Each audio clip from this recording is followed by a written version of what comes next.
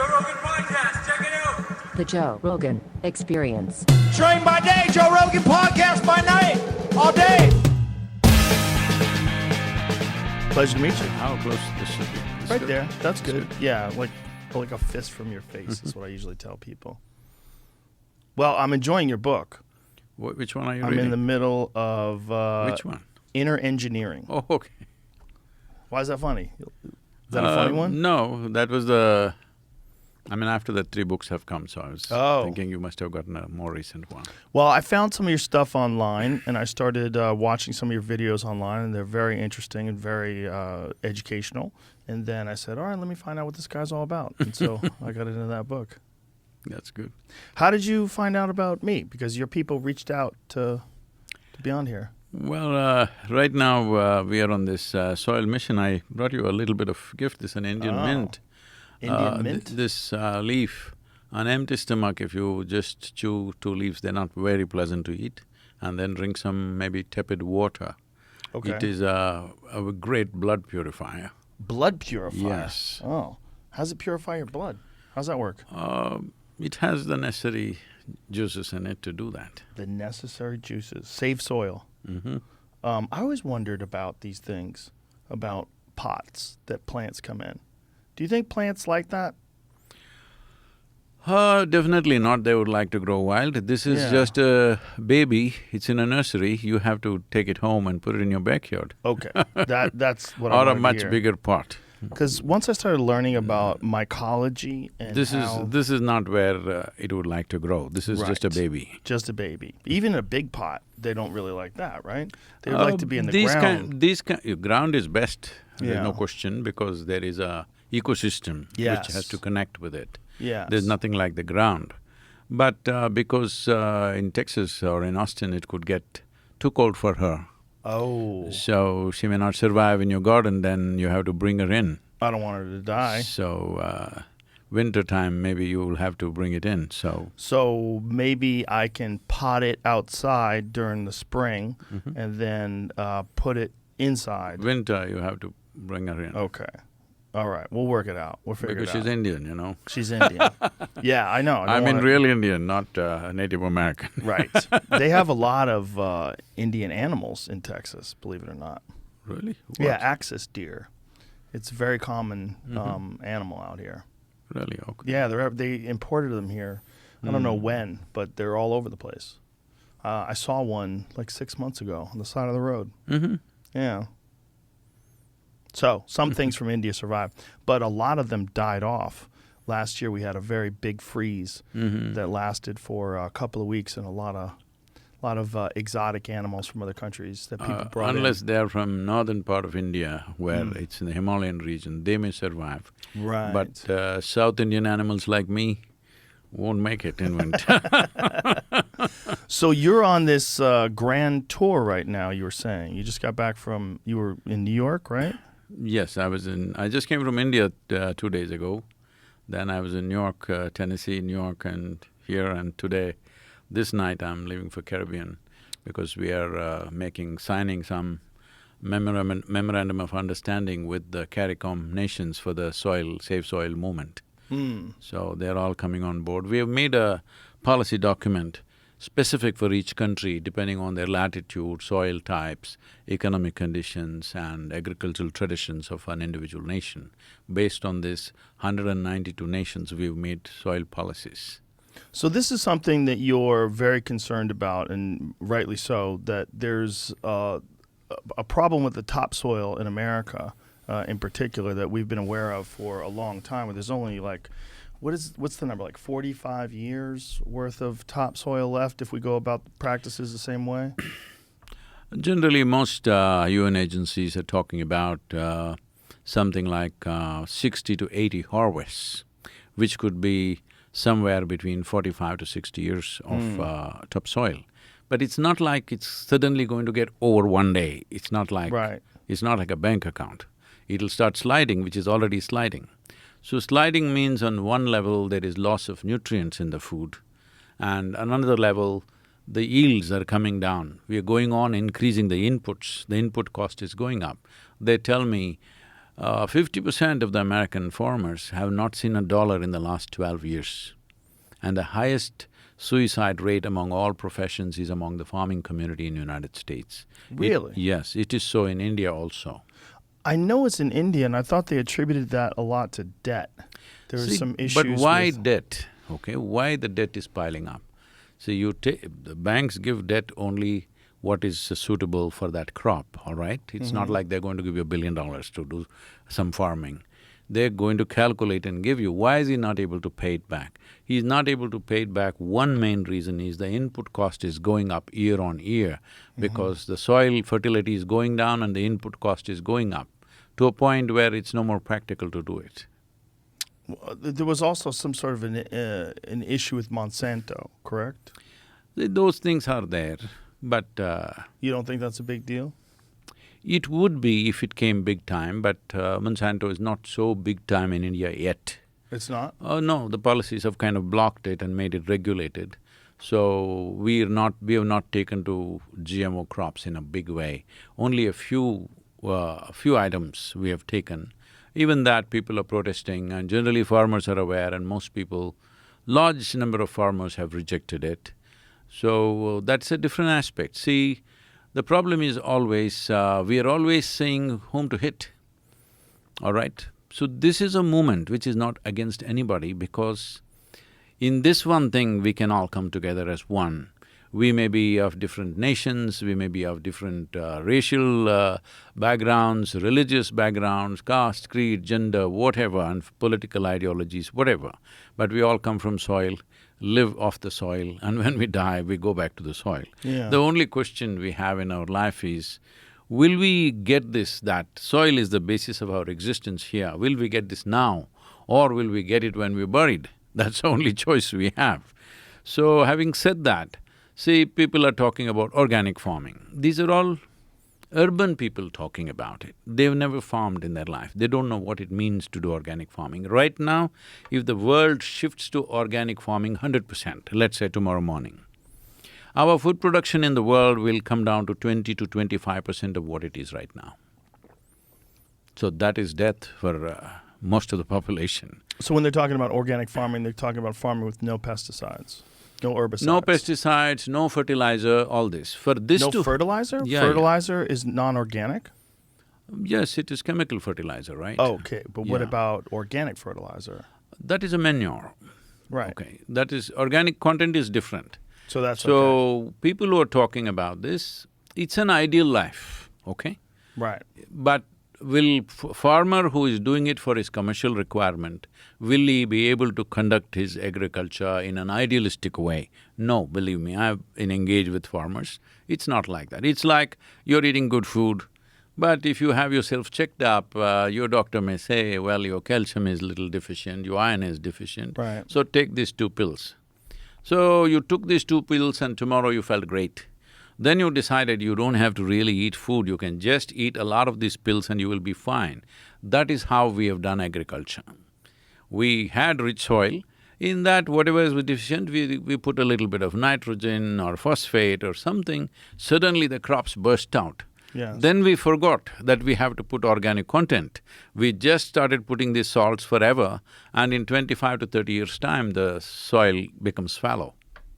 Yeah, there was a book I read years ago called Dead Doctors Don't Lie by a man named Dr. Joel Wallach, and it talked about mineral deficiencies from topsoils. It was a big issue, and one of the things that he brought up is that people who grow agriculture and have animals have known forever that they have to supplement the animals' diets with minerals, and that this is primarily because the food that they're getting is not minerally sufficient. Yes. And that's the same thing with our own food. Is that even though you can grow a lot of these vegetables, you're not getting the same nutrients that you not at would if all. you had rich topsoil. Not at all.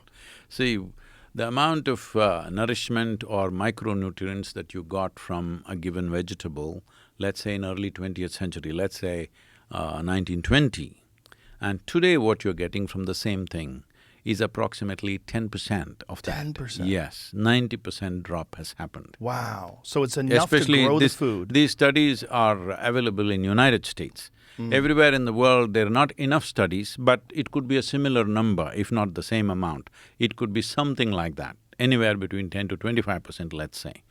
For example, if you ate an orange in 1920, today to get the same stuff, you will have to eat 8 oranges. Wow. So it's simply not practical. So people think this malnourishment, these problems and this starvation, these things will happen only to Africa or South America or somewhere. No. World Food Program predicts that by 2035 there could be famines around Illinois region. Illinois? Yes. Really? Because the food that they're eating is deficient in No, nutrients? the thing is the soil has been so used up. You heard of 1930s, the Dust Bowl. Yes. Yesterday I was in New York and I was talking to somebody there.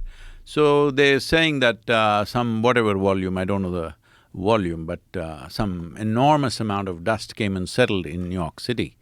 When the dust bowls just came up like, it just blinded the whole half the country.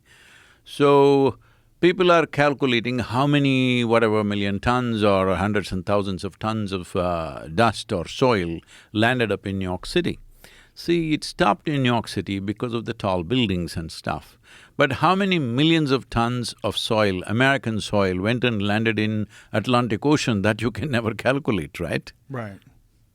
When farmers are growing these monocrop agriculture, like if they're growing corn or soy or things like that, is that part of the problems? It's Yes. not enough regenerative agriculture, not enough manure, animals grazing in the same lands? Monoculture is a basic problem, okay? And we've gotten into this kind of thing because we are looking at soil like some industrial machine that we put in so much and we have to get so much. But soil is a living thing. If you take a handful of soil, there are anywhere between 7 to 10 billion organisms in it, anywhere between 50 to 75,000 species of organisms in it. But now we are plowing with machines, it plows anywhere between 12 to 14 inches. 87% of the life on this planet, including you and me, come from the first 12 to 15 inches of the soil. But we are plowing the soil 12 to 14 inches, leaving it open to harsh sunlight and leaving it like that for months. That itself is a tremendous damage. We have taken to this because of monoculture, you crop everything at once. If it was multiculture, you would crop one thing, the other thing would be still there. And by the time you crop that, another one would have again grown up, Yes. There would be some greenery on the soil and organic activity would be going on. Microorganisms would be alive and active. But now, it's a single crop, you take everything out by machines, plow it and leave it open to the sun. That's causing a massive damage. Now, if we do it another way, if you have a bunch of different plants growing there and you leave trees for shade and all sorts, is there enough land with what they're growing on now, with the amount of food that they're growing now? Is this scalable if you have some sort of regenerative agriculture plan? We can grow much more on much less land. Really? Yes. See, we have been doing this for over 24, 25 years now. We've converted a few 100,000 farmers into what is called as tree-based agriculture. Earlier, we used to call it as agroforestry. Then it came under trouble because then the whole thing went under the forest ministry. Forest ministry is full of restrictions. It is actually agricultural land, but it was called as agroforestry. So we retitled it as tree-based agriculture. So now it's under the agriculture ministry because it's farmers' land, it's not forest land. Right. So by doing this properly, there are scientific ways of doing it. Different crops can be done differently. And pruning the trees at the right time and taking that… see, enough green material should be generated on the farm, enough animal waste must be generated on the farm. Right now, animals have gone out of the farms and trees have gone off the farm. So where is the organic material? These are only two sources of organic material that you have in the world. You may have any kind… because I've been in California in the last month and whatever you say, somebody comes up and says, Sadhguru, my friend has made an app, it can solve any problem. See, with technology, you may be able to improve the application. I'll give that margin. But you cannot generate organic content with technology. It's only plant life and animal life which can create organic content. There is no way you can generate organic content anywhere else. It has to come from the land. Simply there is no other way. If I can tell you a joke, you're getting very serious about this soil business. I love a joke. This happened in 2060. A few scientists from the planet got an appointment with God. They wanted to meet him. They went there and said, "Hey, old man, you've done pretty well with creation, but today everything that you can do, we can also do. It's time you retire." God said, "Oh, is that so? What is it that you can do?" So they dug up a little bit of soil and made a vague picture of a human child and did so many things, and within a few minutes the child sat up alive. God said, "Oh, that's really impressive, but first get your own soil." Everything, whether it's a worm or an insect or a plant or a bird or an animal or human beings, we've all come from soil. There is nothing else here on this planet which is not the source is not soil. Everything, the source is soil.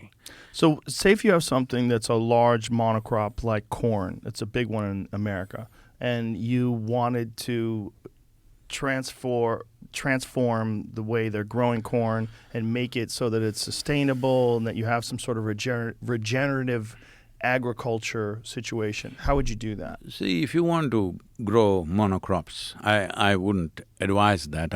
That's not the best way to do it, but for commercial reasons, you want to do monocropping, all right? Right.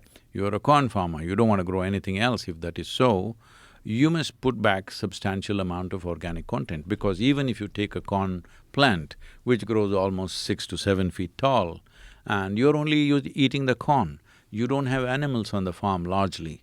If you just… the plant part of it, if you just chop it into pieces and put it back in the soil will be very happy. You got your corn anyway, and Right. soil will be very rich. What do they do with it now? Right now, they bale it up and sell it to somebody. Some people in some countries, they just burn it, they use it as fuel for, household purposes, or they use it in so many other ways, but it is not going back into the soil. And they just use commercial fertilizer for… Yes, that grow will the last, plants. see, that will last for first 10, 20 years maximum.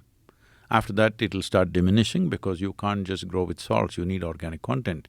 Because the way the soil mechanics happen is, it's a very complex and sophisticated marketplace. The plants have to capture the carbon from the atmosphere and make it into carbon sugars, and that is the currency with which it can exchange for nutrients with organisms. They won't give it free. So even in our own stomach, today you know that without the gut microbiome, you cannot really digest the food that you eat without their cooperation. Though what is happening in the soil is probably 1,000, 10,000 or 1,000,000 times more complex operation.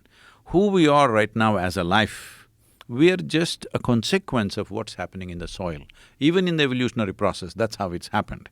That today, what we are right now, over 60% of our body is actually microorganisms, only 40% is our parental genetics. Rest is all microorganisms. So, what we are now is a reflection of what's in the soil. The moment you weaken the soil, life on the planet will start becoming weak. People don't notice this. I know this is a controversial thing to say, but I think you're known for controversy, so what's my problem? So, I'm saying, see, for example, there are certain countries which are suffering this whole coronavirus much more than the other. I don't want to make a absolute statement about this, but one thing is something we must look at is, any doctor, you don't need a top virologist, a simple doctor will tell you, if you lack vitamin A, vitamin B6, B12, D, E, and folate and iron and zinc and magnesium in your system, you will become susceptible to upper respiratory tract infections. This is a known fact. Yes. So, what is the deficiency in America? Vitamin E, most Americans are 90% deficient. D. Yes. Yes. Vitamin A, 43% deficient. Vitamin C, 39% deficient. Like this you can go on. With all these deficiencies, we are trying to make it up with pills. I was in Los Angeles last month, and there is a building-sized hoarding which says, my favorite pharmacy. So when did this happen? When the next thing is you'll say my favorite hospital, next thing you'll say my favorite cemetery. Yeah. Your pharmacy and hospital and cemetery are not favorite places. We go there only when it's inevitable. We may have to go there, Yeah. but we don't wish to go there. When you say something is my favorite, you want to go there, all right? That's what it Yes. means.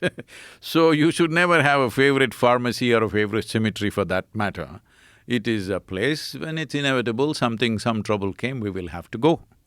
But today it's become the norm in, well, the most affluent country in the nation, where there's a variety of choices of nourishment. In this country, without pills you cannot exist, because the food doesn't have the stuff. So, once the food doesn't have the stuff, people won't have it either. All animals won't have it either. So the very species will become weaker and weaker by the day. In a few generations, it'll become so weak that we won't be able to sustain a common cold. We could become like that. So, you taking a pill will bridge you for some time. It is not a solution for life. When something is lacking, a pill will bridge us across a little bit. But it is not a solution. How it comes through the complex mechanism of food and how it becomes part of our body, and a simple chemical of a tablet, they're not the same thing. They will not do the same things to us. And what other consequences it has, nobody can ever estimate, because there are so many other consequences. In a country like United States, where there is a whole choice of nourishment and a whole choice of lifestyles, you are spending nearly $3.5 trillion in healthcare. That is a huge statement about America's health. Well, it's very obvious if you look at most Americans, and what's really interesting is there's been some photos that people have put up recently of beaches from the 1970s, and you see these people on the beach with their shirts off and bikinis on, and they look so good. They look so much healthier. They look so much different than people look today. When you go to the beach today, you have it's a representative of America. And in America, some large percentage of people are overweight. And a lot of that is because of the food choices. A lot of that is because what's fast and quick and available. One thing about obesity is, see, when the food lacks the necessary nutrients, the body longs for more food. Yes. To fulfill that need. Yes. So you end up eating more and more, thinking the body is thinking that it'll get nourishment by eating more. Right. That more makes you grow horizontally. Yes, and it's also like the kind of food. You know, if there's food that has a lot of sugar in it, your body freaks out and it just wants more of it, and it can't stop eating it because it's an unnatural state to have that much sugar in something that doesn't have fiber, like if you're drinking a sugary drink. It's I don't know how to say this. I'm not being disparaging about a nation or a society. Go ahead. But the food choices in America are atrocious. There's a lot of bad choices. But there's a disconnect in America because there's so many people that live in urban environments that are completely removed from the process of growing, raising cattle, raising animals, raising food, growing vegetables. They have no connection to it. They don't know about it at all. They just look for the term organic when they go to the supermarket, and they feel like they're healthy if they do that. See, this is not talking about women's choices of footwear, but I call this high heel life. That means you're well above the earth. You're living in an apartment which is 14 floors above the earth. Yeah. You're walking all the time with insulated from the earth. In every way, you're trying to be away from the earth. Yeah. Which is a wrong way. People may believe they will go to different types of heavens depending on their belief systems, but we all come from the same soil. Being connected with that is most essential, because the body is thriving only because of its natural connection. Well, they have classes now where people are grounding, where they go outside and they take their shoes off and walk around. They lay on the ground. Like They're paying money to hug a cow, you know that. Legitimate tree hugging, like real tree hugging. Like it used to be a term that we'd use to people to make fun of them, but now it's legitimate. Like people are hugging trees to try to get better. Grounding is like the principles of grounding The idea is that there's some sort of a connection that you get from Mother Earth, that the only way you get it is to be bare skin touching the grass and the soil, and that there's actually a benefit to that. No, they're mainly talking about the electrical positive charge Yeah. getting neutralized. That is true. It is true? It is true, but it's not the most important aspect. The more important aspect is the microbial life in your body and the microbial life in the soil are cousins. They need to meet, they need reunions Yes. often. If that doesn't happen, you're living like a lab rat all the time, washing yourself up with Yeah. all kinds of things, that nothing can be on your hands, nothing can be on your feet. So there is no connection with the source. In that, the body suffers. And today there is substantial scientific data to show how micronutrients or lack of micronutrients and mental illnesses are very directly connected. Yes. Today, the WHO is predicting a mental illness pandemic. See, what this means is, we said a coronavirus pandemic, what this means is, if we are in this room, 3 people, all 3 of us are susceptible, we may get it, all right? Now, mental illness pandemic means just that. Any one of us can go lose it right now. Well, we're going there. I mean, in 2020, in Japan, more people committed suicide than they died of coronavirus. How's that? It's pretty crazy. So, in a country where it's affluent, they're not dying for economic reasons, obviously, not because of poverty, not because of hunger, no, just they're not able to handle their own minds. One important aspect, it's not the only aspect, but one important aspect is lack of micronutrients that's directly connected to the type of soil that we're walking upon right now and where we grow food. When we say where we grow food, 71% of the world's soil or world's land is under cultivation in the world. So why I'm focusing on agricultural soil? People ask, why not rainforest, why not the ocean? Yes, all those things need to be taken care of, I 100% agree with that. But agricultural soil is that place, agricultural land is that place which is every day tended to by a human being. A man or a woman is on the land tending to it. The place that is being regularly tended to by a human being is in its worst possible condition. Where there is no human footprint, everything seems to be fine. Well, the problem is just this. See, we are the most intelligent species on the planet, or more intellectual species on the planet. I would like to withdraw the intelligence aspect. Yeah. We are the most competent for sure in terms of ability to do things. Right. Our competence is increasing by the day. What 1,000 people or 10,000 people could not do 1,000 years ago, today 1 man can do. That is the level of competence because of technology, we have that. With this level of competence and intellect, one important thing is we must be functioning consciously. If we function unconsciously and compulsively, we become a destructive force. All this destruction has happened not because of some evil plan. When you mentioned a company and said, is it them? This is why I don't want this narrative to grow. It is not happened because of some evil plan. This has happened in search of human well-being. In search of human Yeah. well-being. Human beings trying to be happy, human beings trying to live well. That is why they turned the planet upside down, isn't it? In some ways, but it's also profit. Human beings trying to No, profit, so people they're want doing things that aren't People want necessarily profit because that is the sustainable. only way they can be well. Those who are making losses, are they well? Yeah, sort of, but a lot of them, they're already well. They're greedy. They've gotten past the point of See, being that well, is- that and is- now they've gotten connected to the idea of accumulating vast sums of money. No, that is being judgmental, calling somebody greedy, because if I have 1 meal a day, which is my normal, I think I'm doing fine. If somebody else has 1 meal a day, he thinks he's very poor, he wants 2. The guy is having 2, thinks he is poor because somebody else is having 3.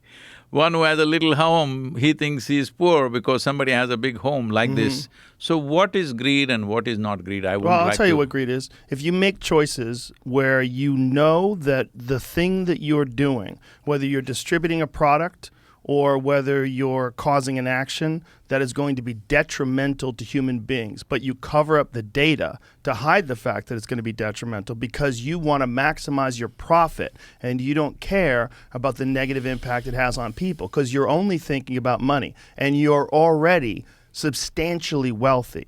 That, by definition, is being greedy, right?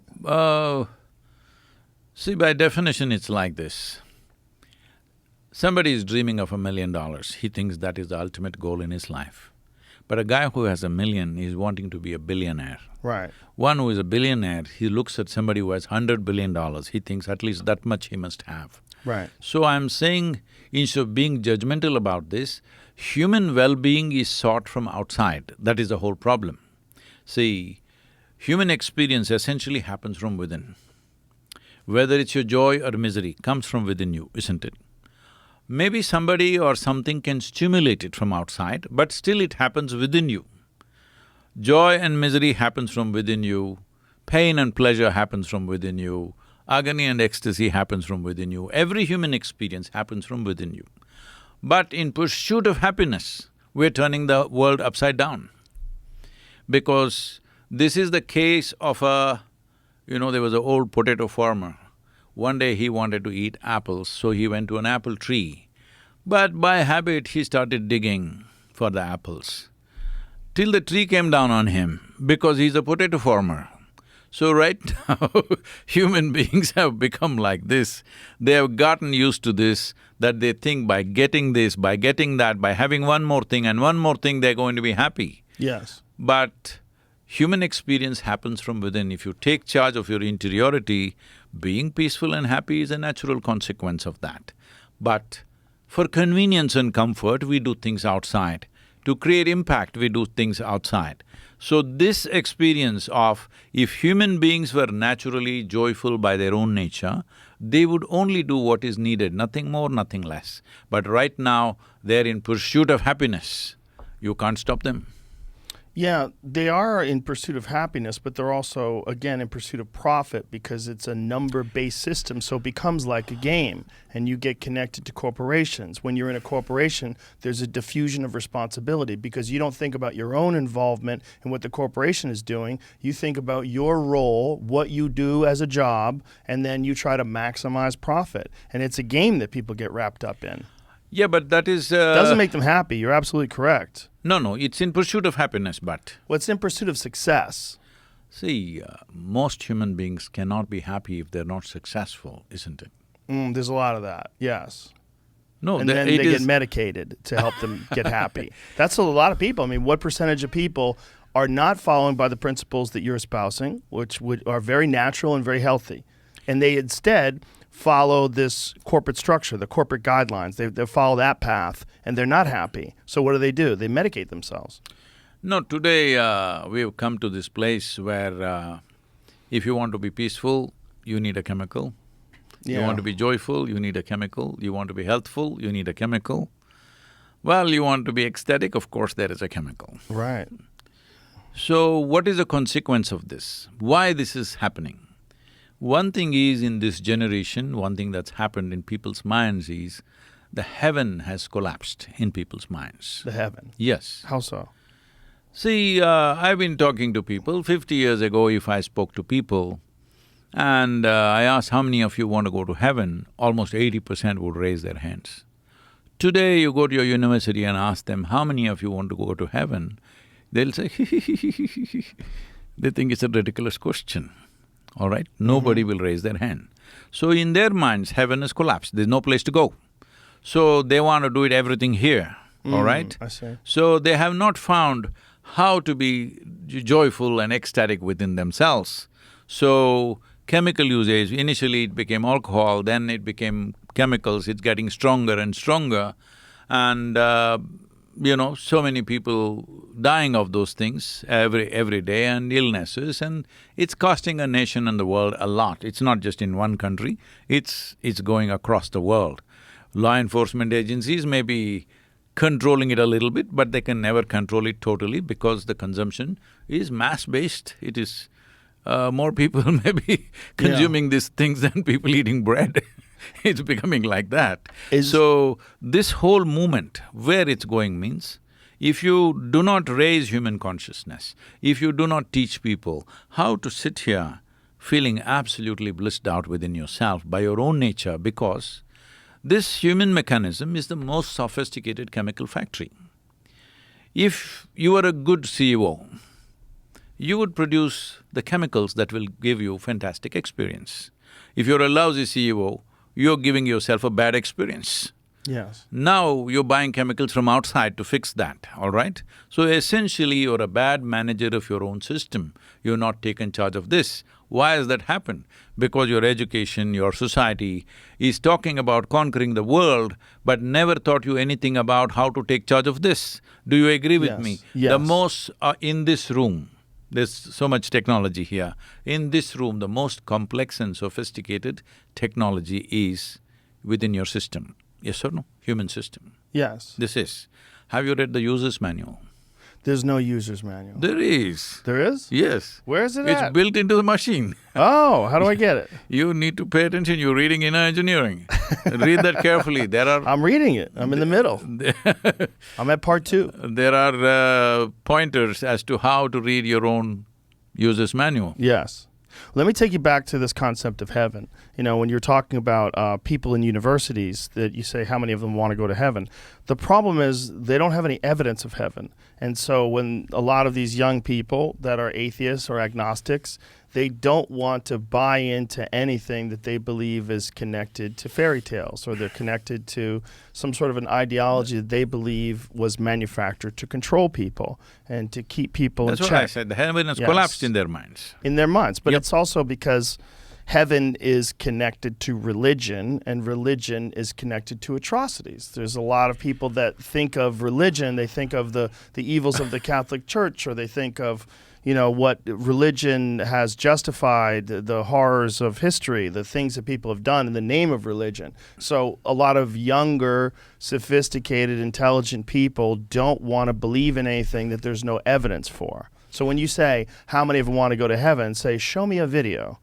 Tell me where I'm going. Do you have a map No, of heaven? I'm not asking that question, know. offering a ticket. I'm just telling you, heaven has collapsed in people's mind, which is a good thing, because… It's a good thing?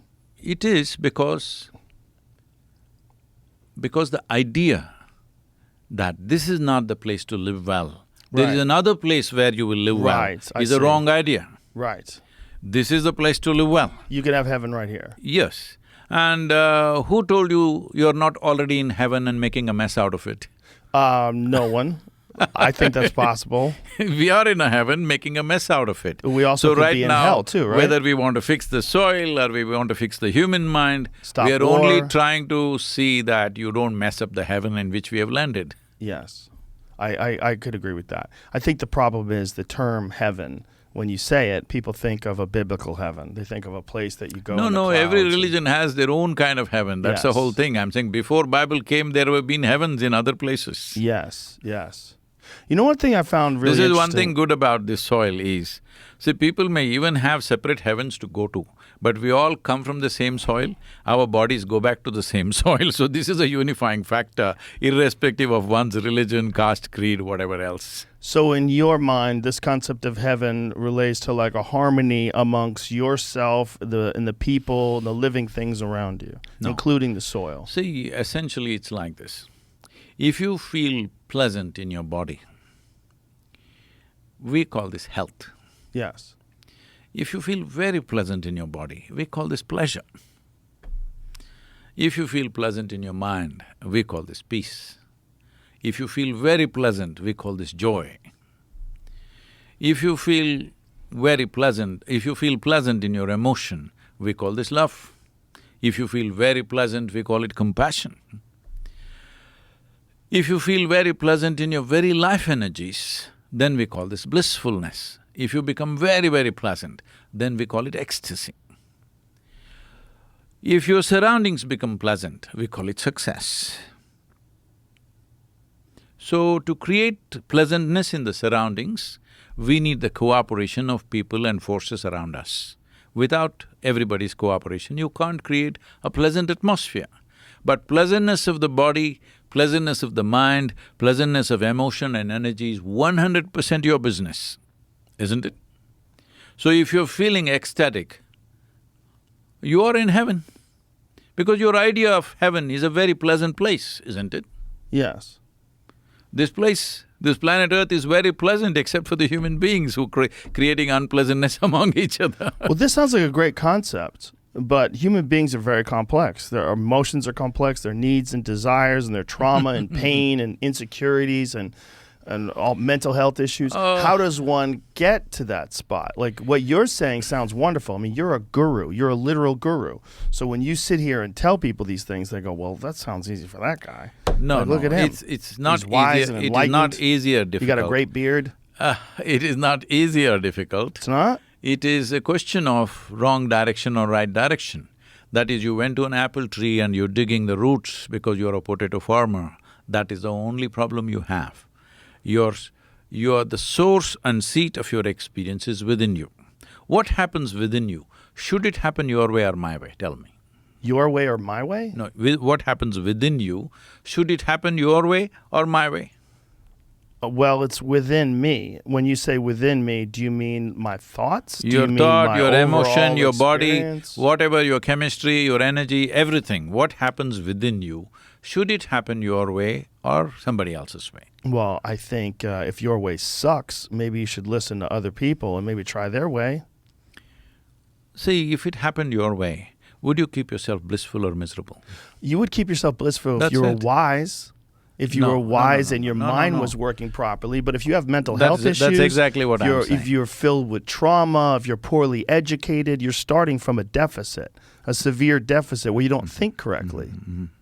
No? No. don't? That is not the problem. The original problem, the root of the problem is Okay. this. Let's address one step at a time. Okay. See, right now, the simple question is, what happens in your mind, your emotion, your chemistry, your energies must be your way, isn't it? Well, is yours, yes. It is yours, so it must be your way. But it's not happening your way right now because it's in a compulsive reactive state. Okay. So see, anybody can cause anything within you. So if I decide what clothes you must wear, what food you must eat, what you should do every day, you will call this slavery, isn't it? Or the government. Don't go there.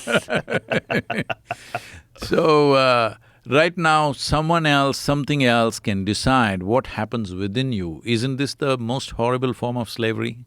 That someone can decide whether you're happy or unhappy. Yeah, that's not good. That's not good. That's not the best path. So, the problem is just this. An intelligence which needs to be conscious is unfortunately unconscious and compulsive. So the only problem that you have is compulsive reaction to life around you. What is needed is a conscious response to life. So this simple thing people have not handled from their childhood. Right. So when you don't handle this one thing, everything will be wrong, everything will be accidental. Your success and failure both are accidental. So what do you say to someone, maybe they're 30 years old, and they've had this life of mistakes and regret and maybe alcoholism or gambling or some other problems, but they want to be conscious, they want to be blissful, they want to be enlightened, they want to be a happy person, filled with love. What path do they take? What steps do they take to correct the journey they're on? Why is it, though human beings are not the strongest creatures on the planet compared to other species, why is it the human beings are dominating this world? Simply because of our ability to use tools, isn't it? And our intellect, our ability to manipulate our environment. Yes, but even then, if we innovation. didn't have knowledge of using tools, Right. the buffaloes would have mowed us down, all right. Yes. So, your intellect, they don't care. It's your ability to use tools. You made an arrow, you made a gun, you made so many things. Made a house. Yes. Yes. Everything, all Yes. instruments. Right now, microphone Yes. or telephone or whatever else, these are all instruments to enhance. We are this much, because of our instruments we become that much. Right now, there is one little screw here in this furniture. I will ask you, you're a strong guy, I will ask you to unscrew this with your hands. Can't do it. You do it, you may lose all your nails, I'll allow you to use your teeth, maybe you lose some of them. It's gonna be a problem. But it'll be right there. But if I had a I give screwdriver, you a screwdriver, I boom, could do it easy. in a minute you'll get it Yes. out. So Right. this is the power of the tool. Yes. So as there are tools for doing things in the external world, there are tools to handle this. Because you don't have a toolkit, this machine, which is the most complex machine, is going crazy. Right now you're reading in engineering, it's a toolkit. Yes. You just use the tools, don't worry about the philosophy, don't worry about belief system, don't worry about your concept, somebody's concepts, your beliefs, somebody's beliefs. Just use the necessary tools. Being peaceful, joyful, loving is a natural outcome of that. Okay, well, what are those tools? Like the scenario that I laid out. You have a person who's 30 years old, they have Yes. a history of trauma in their life, they're very unhappy, very depressed, maybe See- they're alcoholics, they're See, trying to today- get their life in order. Today, I want you to understand this. The Isha Foundation and this inner engineering process that we are doing around the world. In 2021, I think, 2020 or 2021, I think it's 2021, our video views are 2.2 billion. 2.2 billion video Yeah. views? Yes. That's a lot. Yes. Why? Because it's worked. And Because- we have because of over… what? It has worked, I'm saying, It's for worked? people. Yeah. We have over 16 million volunteers working with the foundation. Why are they doing this? Because the only reason is it has worked. What is it that's worked? I did not teach them a morality, I did not teach them a philosophy, I did not promise them miracles, I did not pull gold chains out of thin air and give it to them. No, nothing. Simply tools to fix themselves. Well, also- Just how to sit, how to breathe, how to manage yourself, this is all. Yes. If But you- you're entertaining. You know, that's also one of the reasons why you have that many views. How many views do we have? If you guessed. Pull your mic down so we can hear you. On YouTube, I guess? Yeah, let's just go with YouTube. No, it's okay. That's not All the point. told, how many views? I don't know. Say 4 billion, it's okay. No, probably about the same. Sounds about right. Yeah, and we're not teaching you shit. No, that's not true. Other people are that are on here. But I think that I see what you're saying, that it works. But what No, I'm saying why is, it works is what not- are those tools? This is all very like mystical and difficult for it's- people to grasp. There are mystical aspects also, Okay. but that is not for everybody. But I mean, That is this conversation is. only for those who are interested in those things, who want to pursue that aspect. For the rest of the people, for somebody, if their backache goes away, his life changes. For somebody, if his headache goes away, his life changes. Yes. Somebody drops his alcohol consumption, addiction, his life changes. Yes. Somebody, some compulsive thought that may drives him crazy, if that goes away. These are simple things. This is just a small screwdriver is all he needs, he doesn't need a total overhaul. Mysticism is a different aspect. It is like you're not just interested in living well, you want to know the very root of life. Yes. That's a different aspect, that's not for everybody. That is only for those who seek that. But for common people, all they want to do is they want to live peacefully, joyfully, with some sense of purpose to whatever they're doing in their lives. For this, it's very simple. You're talking about a case of a 30-year person, 30-year-old person who has this problem, this problem, this problem. Yes. I have millions of them with me. I'm sure you 30, do. 40, 60, all kinds, Right. from 16 to any age, all right? So, if it did not work, they wouldn't be working for the foundation. We are a volunteer organization with 5,600 full-time volunteers and over 16 million part-time volunteers. Everything is done by volunteers. Well, obviously you're doing something right. It's working, that's all I'm saying. So what is it? When you say it is working. See, people don't know how to sit. Right. People don't know how to eat, what to eat, when to eat. They don't know. They're just eating like instinctively. See, instinctive existence would be fine if you had the intelligence of an animal. With this level of intelligence, if you function instinctively, you will be destructive to yourself and to everybody around you. That's what is happening in the world. Instinctively is fine if you have an animal. Well, listen, I have an animal, and if I left a lot of food around, he would just eat himself to death. Who? Animals? Yeah. They won't do that. My dog would. See, dog has become like you, inspired by you.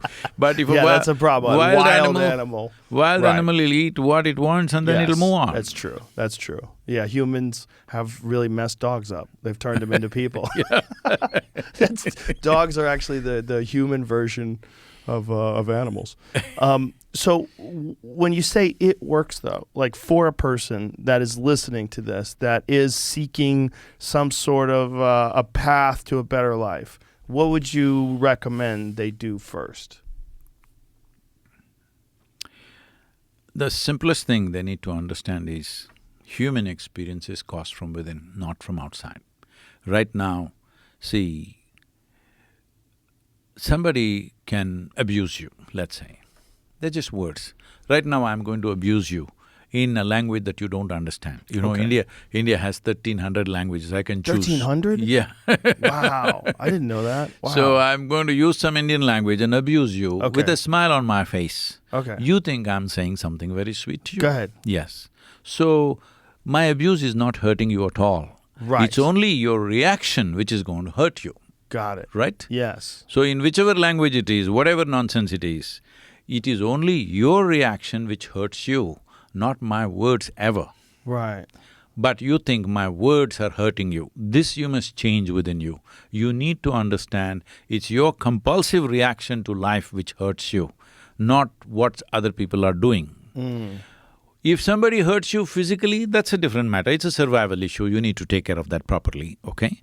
Physical hurt is different. Physical pain is actually very good for you. Because if Physical pain's good for Yes, you? I'll come. If there was no physical pain, most people would not know how to survive. Because they wouldn't know what not to do. Yeah, in the name of… See, even though there is so much pain, see how tattooed people are, how poked up they are all over. If there was no pain, yeah, they've got all kinds of holes all over the place, all right? It hurts, I'm saying. I'm not Yes, commenting no, I know. on their fashion, I'm I saying know it what you're saying. hurts. Yes. But in spite of that they're doing, if there was no pain at all, they would have pulled out their intestines and walk on the street like a handbag, all right?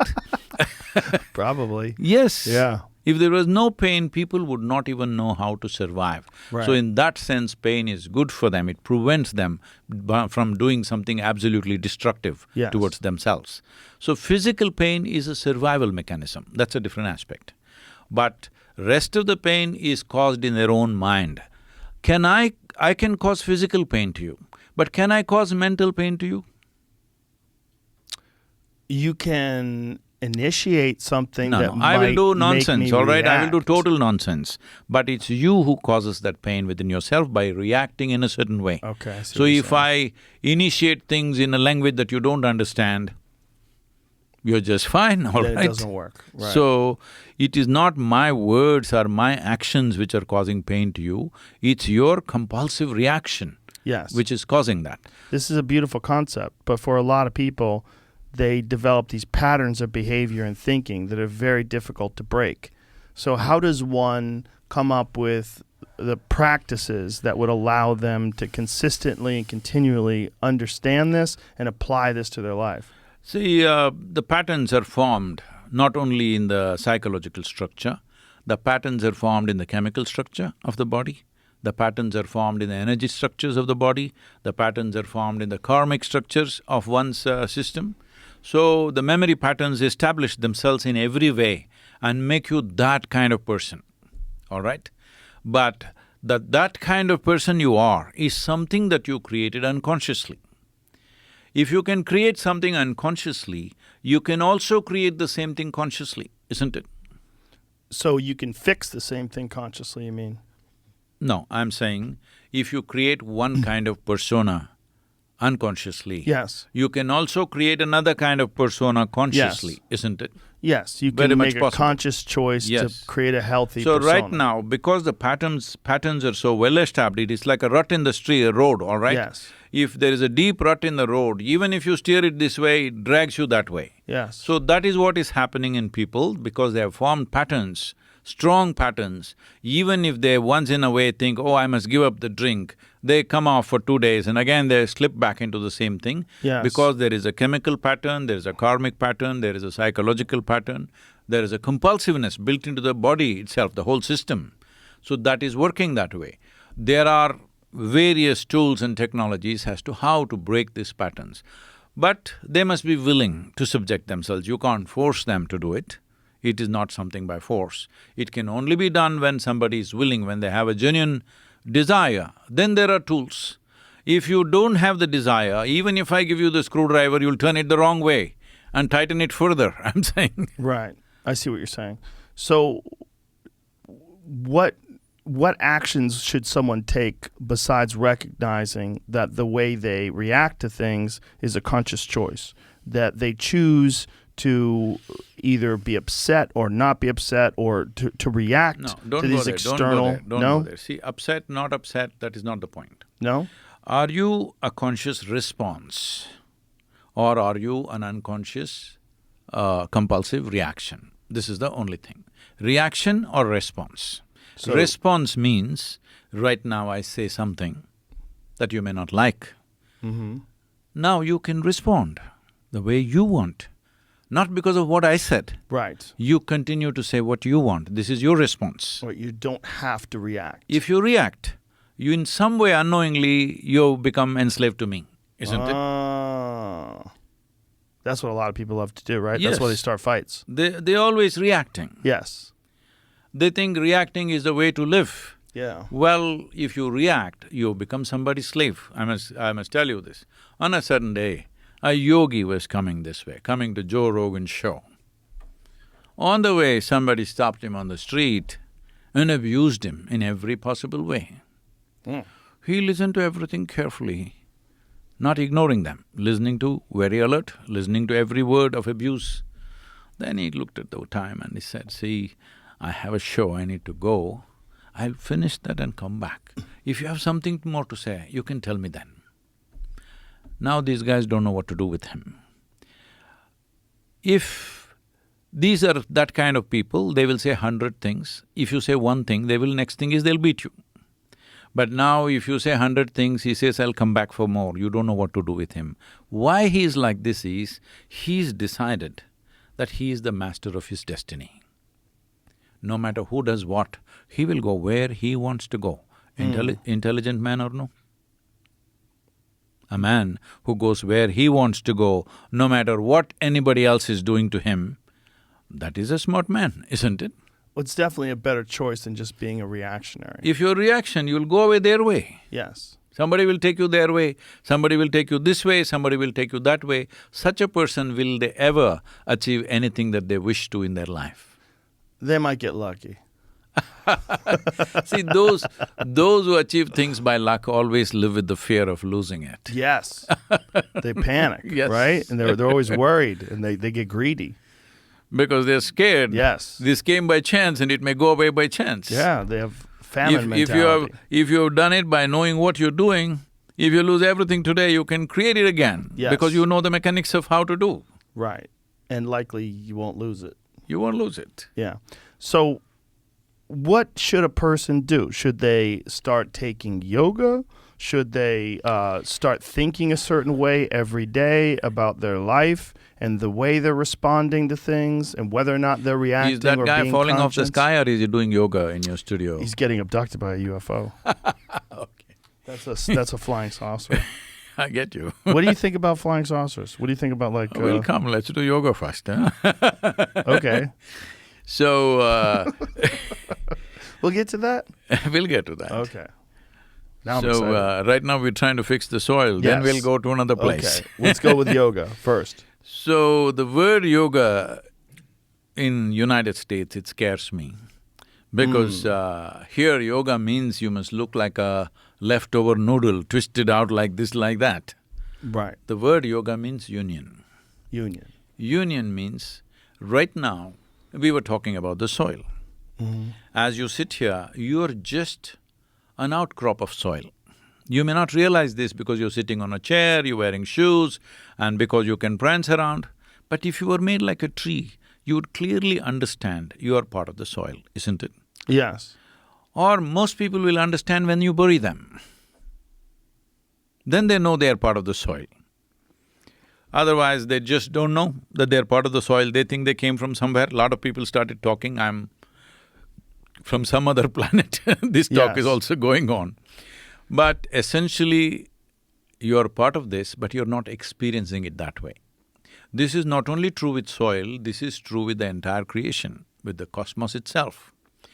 Today, modern science has come to this, that as you sit here, every subatomic particle in your body is actually in communication with everything else. Is this an image of cosmos that you have? Sort of. It's just random stars, Yep. and occasionally you'll see a shooting star. So, this is a part of everything. Yes.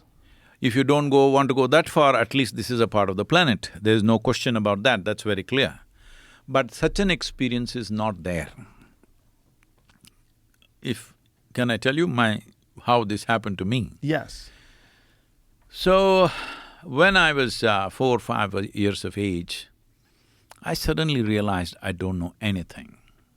I don't know anything means I don't know anything at all. If I look at a glass of water, I don't know what this is. I know I can drink it, I know in how many ways I can use it, but I don't know what it is. Even today, with so much scientific exploration, we still do not know one atom in its entirety. We know how to use it, we know how to break it, we know how to fuse it, we know how to make a bomb out of it, but we don't know what it is. Even today, we don't know what it is. So if I found a leaf, I'm just staring at it for 5-6 hours at a stretch. If I sit up in the bed, I'm just staring at the darkness for the whole night. My dear father, being a physician, started thinking I need some psychiatric evaluation. He started saying, this boy is staring at something all the time, it looks like he's lost it. My problem is, I'm looking at this, I still don't know what this is, I'm not able to shift my attention to anything else. In this condition, they sent me to school. My mother said, don't look here and there, pay attention to the teacher. So I went and paid attention to the teacher, the kind of attention they would have never received in their entire life. I'm paying absolute attention to the teacher. Initially, I kind of understood what they were trying to say, but after some time I realized that they're just making noises, I'm making up the meanings in my mind. Even now it is so, isn't it? Language is a conspiracy between two people. The moment I talk another language, I'm just making sounds as far as you're concerned. So, when I just heard, they're just making sounds, I'm the one who's making up the meanings, I stopped making meanings. Hour after hour, teacher after teacher, they come and make noises and noises and noises and go. It became so amusing to me, a big smile spread on my face. They were not amused at all. You were 5 when this was happening? They sent me to school when I was 3.5. Did this accelerate over time? Did it start off slowly and Yes, the thing is, I don't know one thing from the other. I look at the sky, tremendous things. I look at a tree, I see every leaf and it drives me crazy. I can't figure out where this is coming from, what's happening, endless amount of things. If I look at a pebble, I'll keep on looking at it for hours because I don't know what it is. Because there is so much to it. If you take an atom, you can spend a lifetime looking at it, still not knowing what it is. That's the nature of the creation, all right? It's that complex. So, my schooling went on like this and I slowly started going there only when it was absolutely necessary, otherwise I had my own excursions going. So about 11, 12 years ago, this school where I studied over 50 years ago, they come to me and say, Sadhguru, you must come. It is our 125th anniversary of the school, you must come and speak. I said, see, why me? Because I was not just a not good student, I was not even a student, I was barely there. Why are you asking me to come? I'm not a good example for any of your students. They said, no, our school has produced ministers, our school has produced cricketing stars, sports stars, film stars. You are the only mystic, so you must come. So I went. I went and stood up to speak in the same quadrangle, the oppressive buildings around me. And I looked at this classroom and I suddenly remembered and I narrated this to them. See, I was around 12 years of age. And one teacher came and those days, because I don't know anything, what's there to talk? For days on end, I don't utter a word. I just go to the sports field, I play intensely, any game that is there. And classroom, home, I don't say a thing because I don't know anything. So what is there to say? So this teacher is asking me some question. I'm looking at him. I know his past, present and future sitting there, but I don't know what he's talking about. Initially I hear the words, after some time I'm just seeing him like a blob of energy, like that, and I know that guy through and through, but I don't know what he's talking. About 35–40 minutes he tried to get an answer from me. I didn't say nothing. So he came, held me by the shoulder, shook me violently like this and said, "You must be either the divine or the devil. I think you're the latter."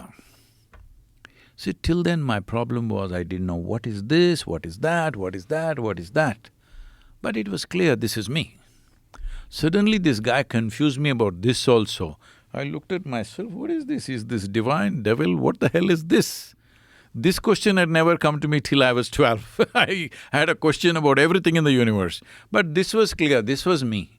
Suddenly this guy confused me about this also. Then I tried to stare at myself, it didn't work. I started closing my eyes. And initially it started with minutes, it went into hours, it went into days. Sometimes I just closed my eyes and sat for days on end. This changed the whole experience of my life. When I was 25, I just burst into an experience where suddenly every cell in my body was dripping ecstasy like that. Suddenly.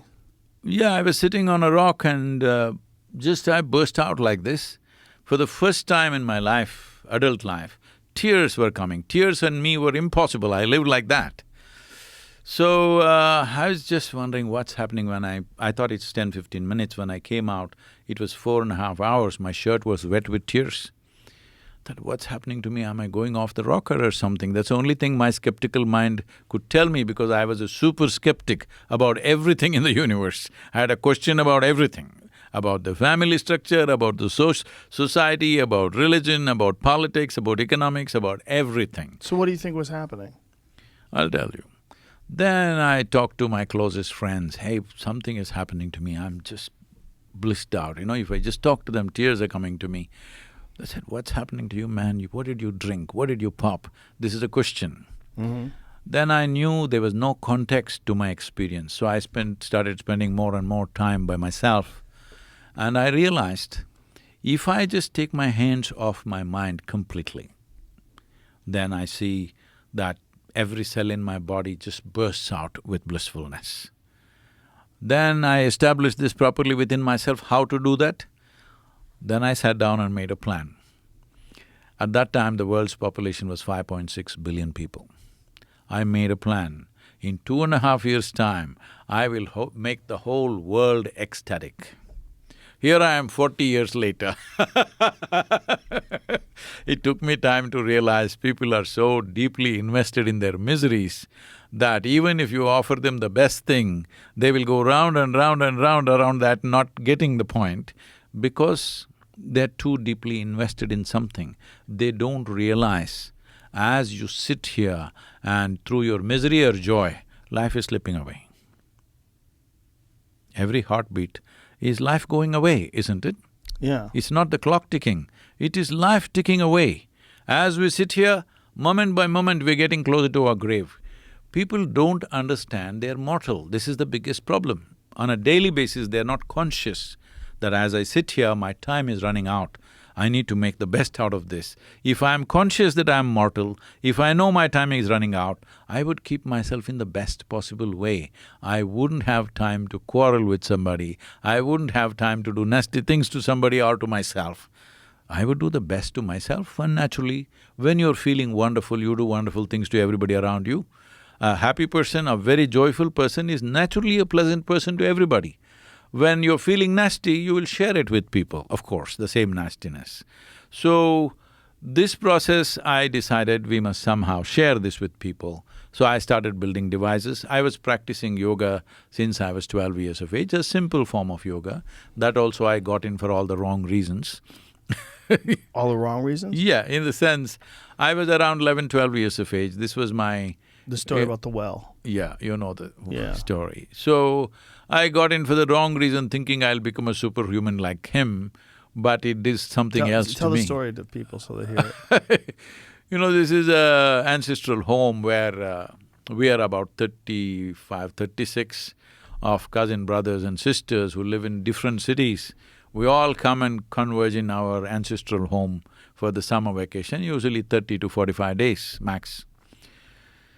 So it's one rollicking place, all the kids totally out of control and doing all kinds of things. The young boys, one of the things is there's a drinking water well in the backyard, which is about eight feet in diameter, about 150 feet in depth. In summer months when we go there, it's at least 60, 70 feet below the ground level, the water.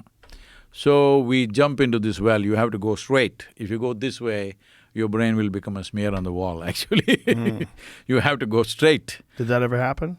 It's happened to other people, not to Yeah. me. My brains are still here. You, yeah. But you know people No, who not in died. our house, it didn't happen. It's happened to other boys. Yeah. And when you want to come up, there is no step, anything, you just have to hold the rock and come up.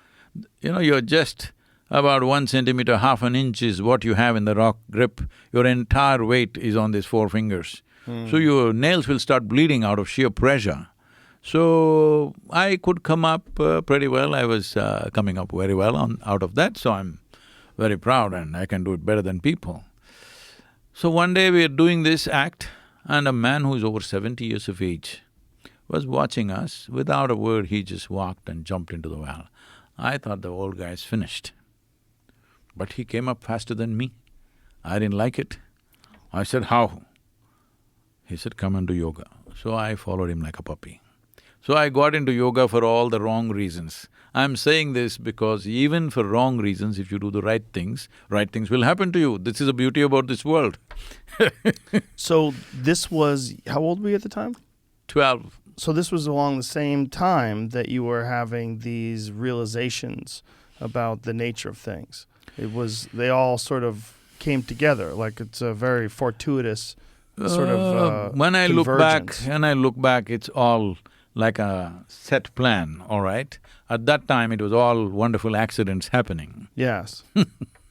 That's a thing that happens though sometimes, right? When you're on the right path, like wonderful accidents do sort of seem to happen. See, the thing is just this. If you're designed to fly, if something is designed to fly, if the stronger the wind is, the higher it flies. I'm a licensed helicopter pilot. Oh, really? Yeah. Everybody thinks winds are a bad thing. No, winds are great. Only when you're landing, if it's crosswind, it's a little bit of a issue. Otherwise, if without headwind, you can't really fly, all right? Too much, a storm is a different thing, but headwinds are good. That's why the airplane flies, all right? It's because of that there is aerodynamics and it flies. So, if you're designed to fly, this is what is important. What yoga means is, you get yourself geometrically correct. What being geometrically correct means is, see, every physical creation in the universe has a geometry to it. If the geometry is in such a way that it has least amount of friction, then it functions at its best. When would you say, suppose you start your car engine and it's cut, would you say this is well-engineered car? You start it, you don't even know, you can't feel the engine. Then you said, this is a good car because it's only unless you make it roar, you can't feel the engine. That means everything is going smoothly with least amount of friction. So, it is a geometric perfection which does this. So, everything that is physical in the universe needs a certain perfection of geometry to function at a certain level of competence. So, this geometry, today there is something called as constructional theory, they're making it, yogic sciences are deeply invested in this. That is, how an atom is made, how an amoeba is made, a single-celled organism is made, how you are made, how the universe is made, the fundamental design is not different. It's the same design. The complexity and sophistication is multiplying many fold, but essentially it's the same design. So this is what today we're calling as the carbon chain on this planet. Whether it's a microorganism or a tree or the atmosphere or the water or the human being, everything is one chain. If you break one link, everything could collapse on your head, That's what we're talking about when we talk about soil. One link has become very weak. If you don't strengthen that, the entire chain could collapse. Because a chain is as strong as a individual link, and this one link of the soil has become super thin. If you push it any further, the whole thing, the very chain of life could collapse. So, it is the geometry which keeps it going. For example, this planet is going around the sun. There is no titanium chain or a cable holding it to the sun and swinging it around. It's just the perfection of geometry. If you just get it off its path, finished, it'll fly off somewhere else. It'll burn itself out. Only because of certain geometry, it has hit a certain geometry, they look like perpetual machines, they're not perpetual. In our experience, they're perpetual because our lifespan is so small. But otherwise, it's not perpetual. One time it was not there. At some time in future, it will not be there again. That's a different matter. But right now, it has hit a certain geometric perfection that it keeps going as if it's forever. So, yoga, one aspect of yoga is this, to get your body to a geometrically congruent state with the rest of the creation. If you're geometrically congruent, suddenly your experience is not that of an individual, but that of being universal. So, to put it very, very simply, it's like this. Say, we can do an experiment, can we? Sure. Just put your hands together. With your eyes closed, what you do is, you rub your hands very briskly for 30 seconds.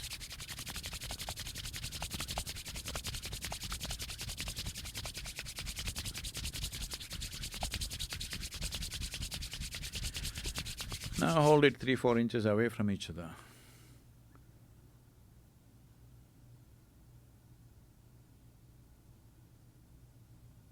Something happening between them, huh? Is it? Don't you feel something? I feel the heat of each hand. Not the It's heat. warm from friction. No. Isn't there a sensation between them? Yeah. Yeah. Don't you think that's the heat So of right rubbing the hands now, together? see right now, what is the difference between you and the chair on which you're sitting? It's only the sensations which tells you. How do you know this is me, this is not me? Right. Here there are sensations, here no sensations. Right. So essentially what you call as myself is a certain boundary of sensations. It's a sensory boundary which determines what is you and what is not you, isn't it? Yes. This water, is it you? It'll become me when I drink it. If you put it into the boundaries of your sensation, it becomes you. Yes. And that's how this whole thing has come, right? When you were born, you were this much, now Right. you become this much. It's the food that you've eaten, water that you took and everything into the boundaries of your sensation, now you experience it as myself, 100%. Right. So if you lose 10 kilograms, would you think that 10 kilograms of me is gone? No, isn't it? Well, you would if you look in the mirror. No, in your experience.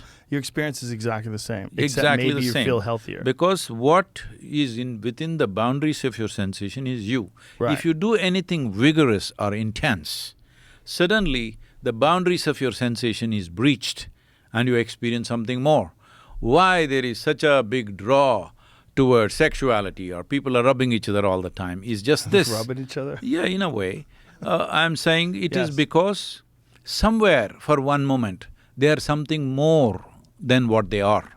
Right. Somebody or something which is not themselves becomes a part of them, at least for a moment. Yes.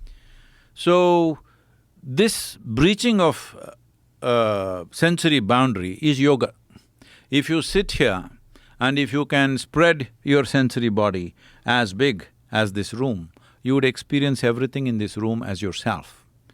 See, right now, your heart, your liver, your kidney, the 5 fingers of your hand, this was not you some time ago, isn't it?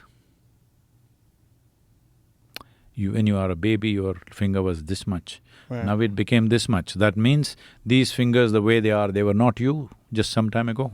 But today, they're 100% you, isn't it? Yeah. How did this happen? Because this material got accumulated within the boundaries of your sensory body. Sensory body, if you make yourself exuberant, either because of joy or blissfulness, sensory body expands. If you expand your body in such a way, it's as big as the universe, you will experience the whole universe as yourself. This is yoga. So the twisting, turning, holding the breath, doing this, doing that, all these things are to loosen up the body in such a way that your physical body and your sensory body are not stuck to each other. Sensory body can expand. Today, you know, if somebody lost a limb or something, they have something called as a phantom leg. Even if the leg is gone, they're still experiencing the leg because the sensory body is still not there. So essentially, physical body is acting like a scaffolding for the sensory body, which gives the experience of life. If your sensory body was totally dead, you wouldn't experience anything even if you had your body, all right?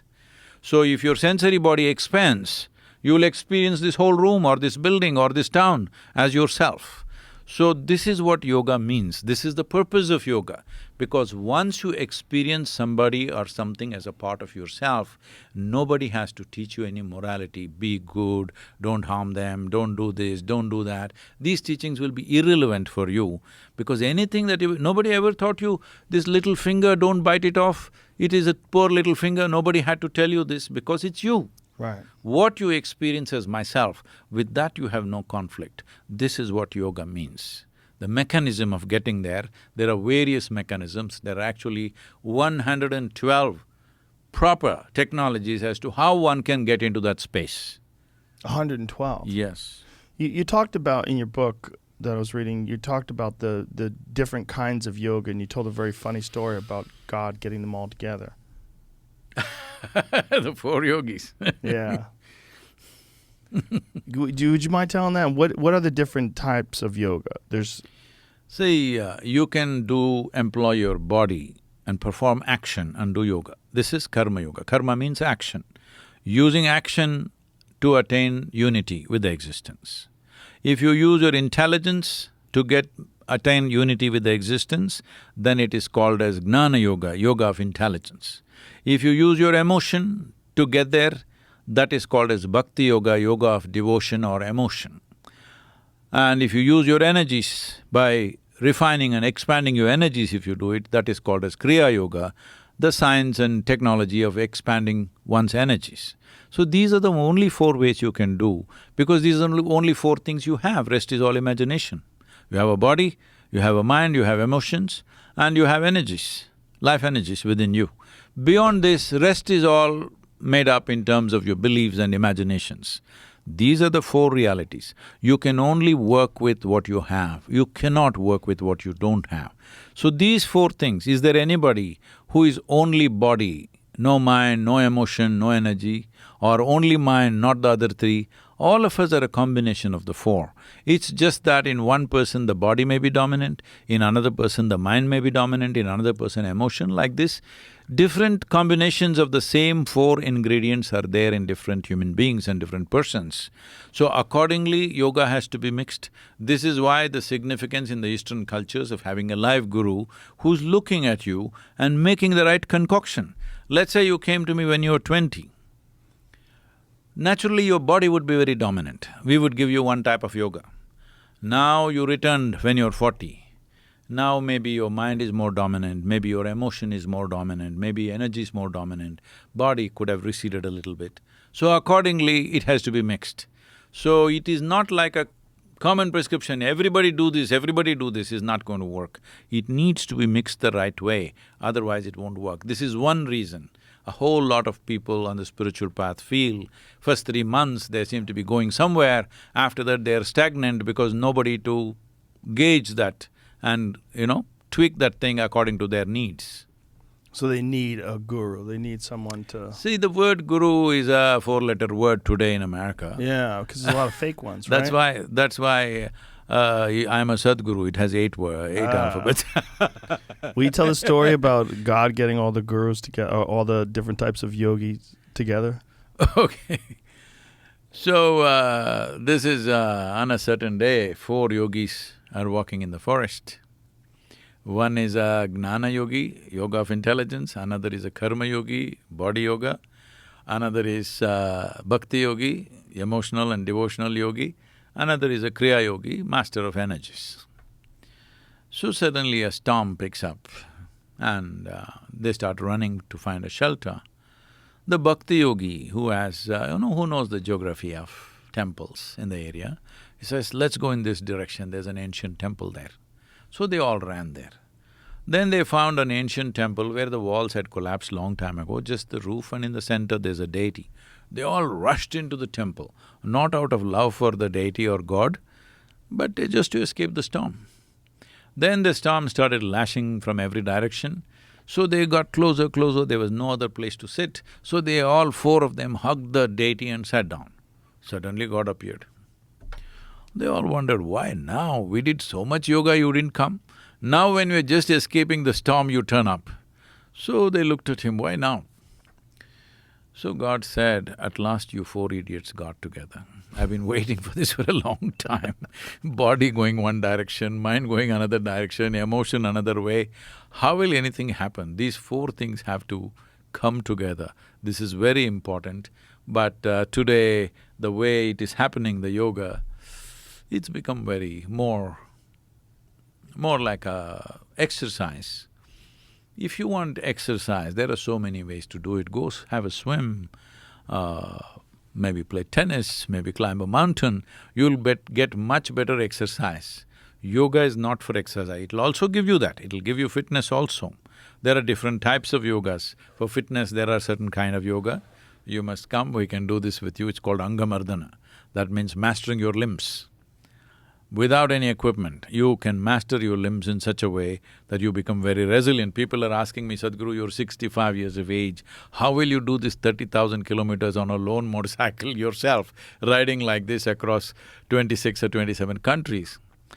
I was just joking with them and I said, see, this is an advertisement for a yogic back. You will say, I will ride. How did yoga get started? Like, what do you think was the origin of it? Because it's an ancient form of, however you want to call it, an ancient practice. Like what, and it's obviously very beneficial to so many people that practice it. How did it get started? See, there is nothing in the universe which is not yoga, in the sense. There is nothing in the universe which is not one with everything else, except human mind. This is what we are talking about, soil also. There is nothing on this planet which is unconnected. There is nothing in this solar system unconnected, there's nothing in this universe unconnected. So everything is in yoga.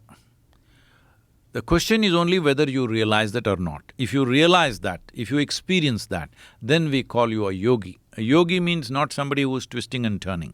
Yogi means one who is experiencing the union right now.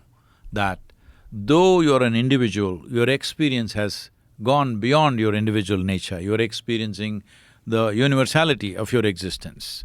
Your individual nature is a psychological condition. See, physically, this is what we've been talking about, soil, nourishment, everything. Physically, if people don't understand this, if you close these two holes, you know… Your nose holes? Yeah. Yeah. Keep your mouth also closed, close this and see. If you're not connected with the oxygen bubble around you, you won't exist for 2 minutes. Right. So where is your individuality, I'm saying, physically?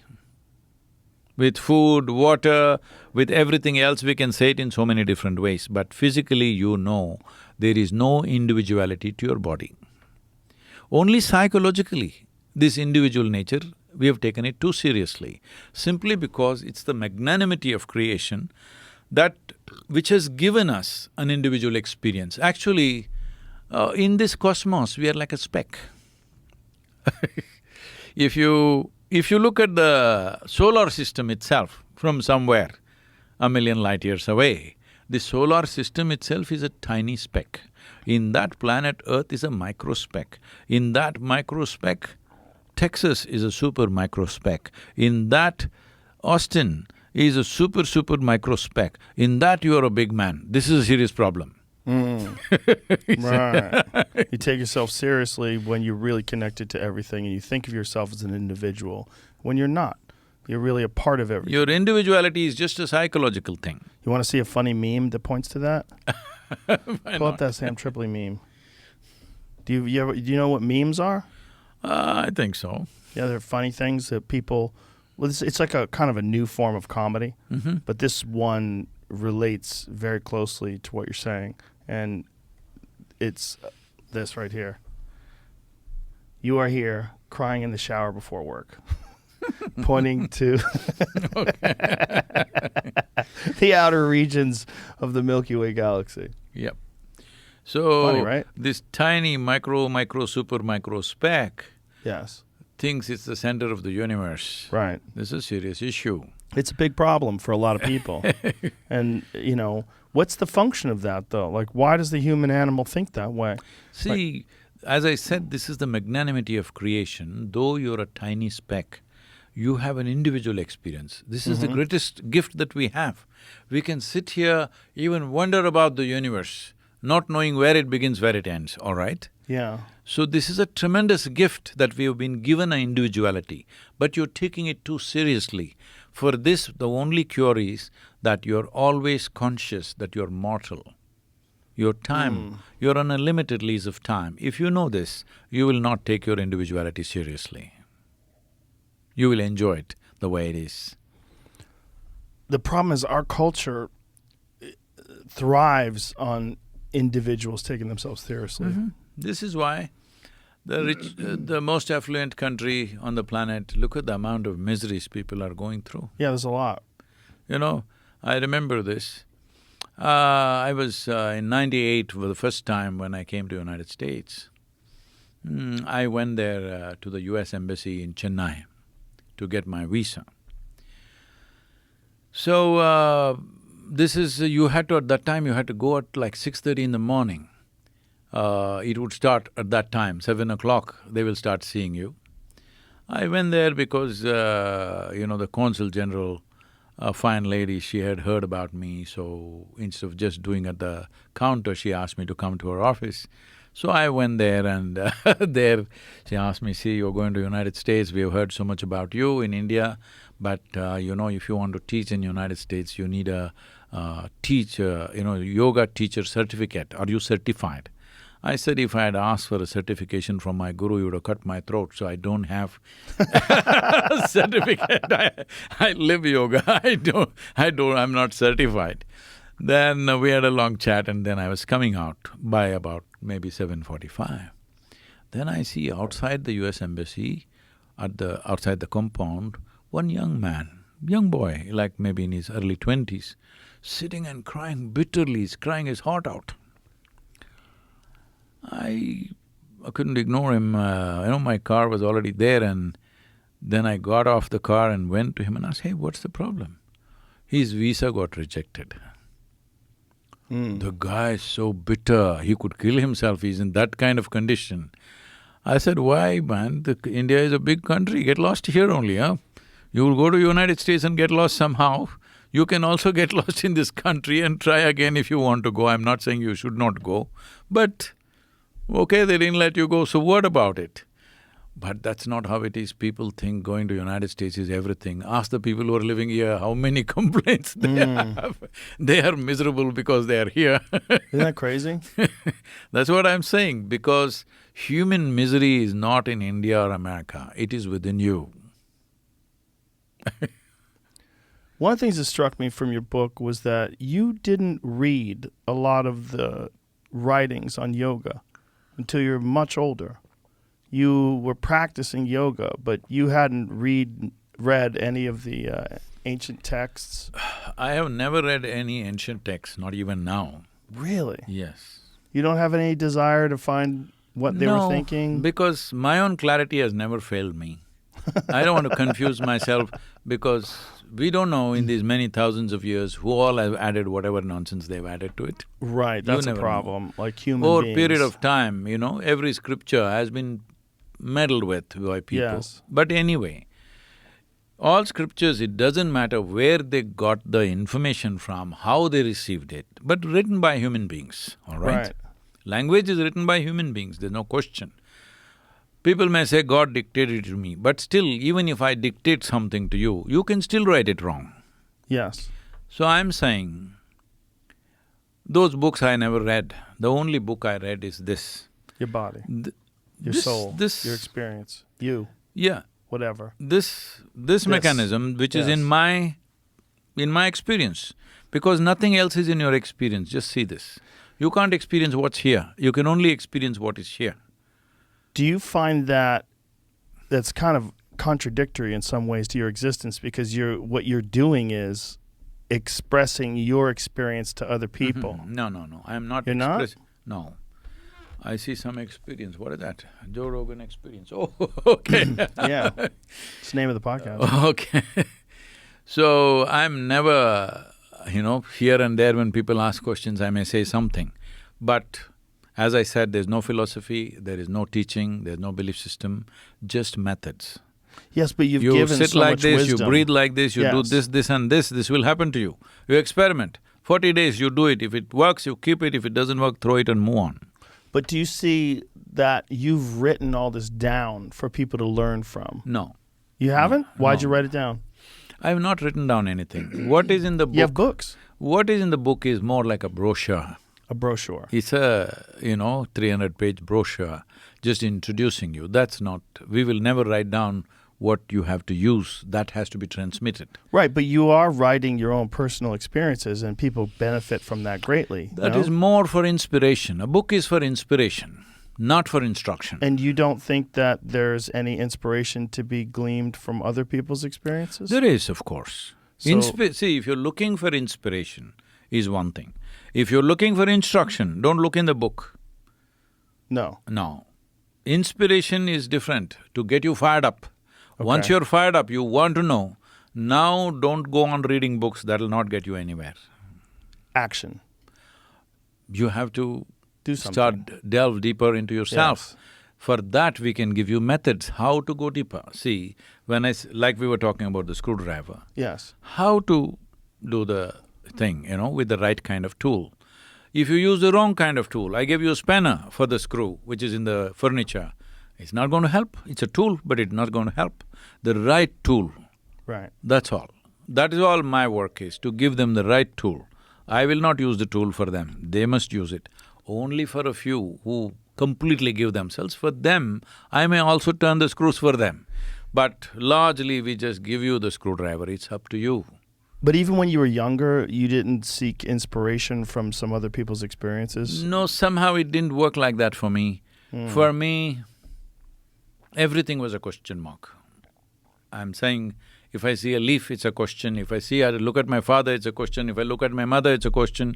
They were wonderful, loving parents, but I had questions about everything, nothing negative, just a question, because question is a tool to dig deeper. Question is not a way of insulting somebody.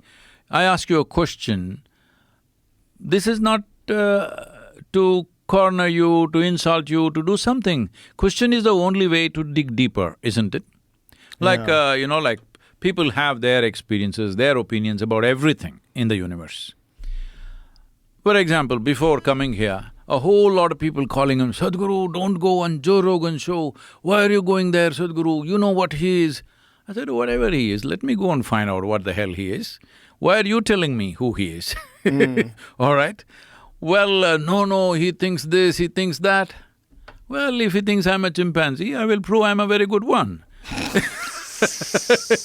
I'm saying, I have worked in prisons, like we have a program called Inner Freedom for Imprisoned. Both in United States we worked, but then we stepped out of US. In India, our programs are mandatory in all the South Indian prisons. Really? Yeah, and I worked with really hardcore, criminals who have been convicted for murder and more. They have done terrible things, but when they are with me, they're such wonderful guys, lively and fantastic guys. But if you meet them when they're angry or dissatisfied, they may be terrible. If you meet them when they are happy and joyful, they are fantastic people. So I'm saying every human being has opinions about everything. This is one thing I've done in my life is, people who are with me for 25, 30, 40 years with me, right next to me, it's very difficult for people to understand this. I have not formed a single opinion about them. Every day I look at them fresh. This is very important, yes. So when I sit here, I look at you fresh. It doesn't matter what you have done, because what you are going to be tomorrow is what is important, isn't it? When you're experiencing these prisoners, do you think that that's part of the problem with having had a horrible past, having been a criminal, having been a murderer, is that you can never really get past those experiences in a lot of people's that's not eyes. true. They don't experience you fresh. The societies are made in a certain way, where unfortunately certain people can't fit in, all right? Not necessarily because it's a very American thing, this is a good guy, this is a bad guy. I don't look at life like that. It is just that in a given moment, if somebody makes one wrong judgment, he utters something or he does something in that moment, that may end up in the prison. I've met hundreds of them, thousands of them. Yeah. Most of them are absolutely wonderful guys. There are a few who are mentally, pathologically somewhere else, that's different. Right. But rest of them, it's a given moment, they make wrong judgments because that's all they know at that given moment. Do you think that the practice of yoga can reform people? Oh yes, of course. I will tell you this. See, when I first went into the prison in Coimbatore to teach, don't mistake me and it was very difficult to get in. I discovered that in the heart of Coimbatore city there was a prison, central prison. So I said, let me go and see who is inside. I want to work with them, about 28 years ago. And then I found it took me over 2 years to get inside. It's so difficult to get in, you need qualifications, I was not qualified. It took all kinds of permissions to get inside because this was a high security prison. Right. Then once I got in, everybody said, all the prison officers who knew me, they said, Sadhguru, you're wasting your time here. Every Sunday, Christian priests come, all these guys do is mischief. On Hindu festivals, Hindu people come, they do more mischief. And Muslims come, more mischief. Other kinds of service organizations come, more mischief is all you will get. You'll just waste your time here, please don't do this. I said, you just give me 2 hours. So there were 12 wards in the Coimbatore prison, each with about 200 prisoners. So I took the long-term prisoners, one ward with 200 people. So when I went there, they wanted to put them in the… See, normally prisoners, they push them into one hall and say, sit down here, Sadhguru has come. I said, no, I want to meet them on the ground outside. So they are all sitting there like this, okay, who's this guy who's come? They have a certain… There's an anger and angst against the society which has locked them up. It's very difficult for people to understand what this is. I've not once I've gone into prison and come out without tears in my eyes because everything seems normal on the surface, there is pain in the air. This is so important for a human being to be free, Yes.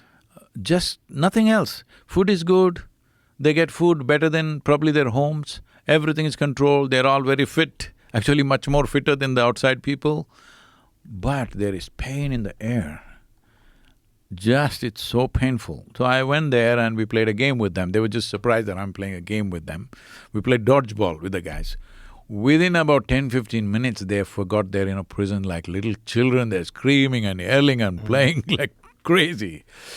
And then I told them, see, I want to stay here for 10 days and work with you. You won't believe 80% of them in 2 hours' time, they're all crying. They said, don't go, you stay with us. Wow. And then we started the program. Since then, continuously, last 27 years, programs have been going on. Most of them are, school dropouts, they're not really very literate and educated. But they wrote thousands of poems. One guy who killed 3 people in the courtroom. So he was… in the courtroom? In the courtroom, he killed 3 people. Some vengeance issue, So he's on the death row. See, prison is quite a normal society during the daytime. It's evening 6 o'clock. They have to go inside and the doors are locked. Even if the medical emergency, nobody can open those doors unless a magistrate gives permission. The local officer cannot open the gate. Even if the guy is dying inside, it cannot be opened, no matter what happens. That's the law. So, he wrote a poem which stuck in my mind. He said, every day when the cell door closed, I thought this is my grave. But now I see it's become my Bodhi tree. When the door closes, I close my eyes and I'm in a completely different space altogether. This is my freedom. And now, after about 6 years, he was executed. Wow. And we also took local industry and promised them that, when they come out, there'll be jobs for them, those who can come out after a few years. Because in India, life term is 20 years, not life. And in 20 years, if there's good behavior, 14 years they'll get a remission. So many of them who have been there for murder, in 14 years' time they will come out. So nobody gives them a job, everywhere everybody looks at them suspiciously. So we set up the local businesses to include them into their factories and businesses so that they're not going to commit murder every day, it's just happened once in their lifetime. So how does yoga reform these people? This is all it is. See, tell me, if you're feeling very happy right now, will you go and beat up that guy? Jamie? No. Even if I was mad. Even if he's somebody that I you love don't Jamie. like. No, it's not him, anybody. Oh, anybody? When you're joyful, will you go and simply beat up that guy? No. No. Something nasty happening within you, anger, angst, frustration, something. That's when you do ugly things, isn't it? Yeah. This is true for every human being. Yeah, sure. So, you just label somebody as a criminal, what you need to understand is this is a deep-rooted unhappiness or frustration or something that's built up because of social reasons or parental reasons or genetic reasons, there's so many, okay? Yeah. Not one aspect.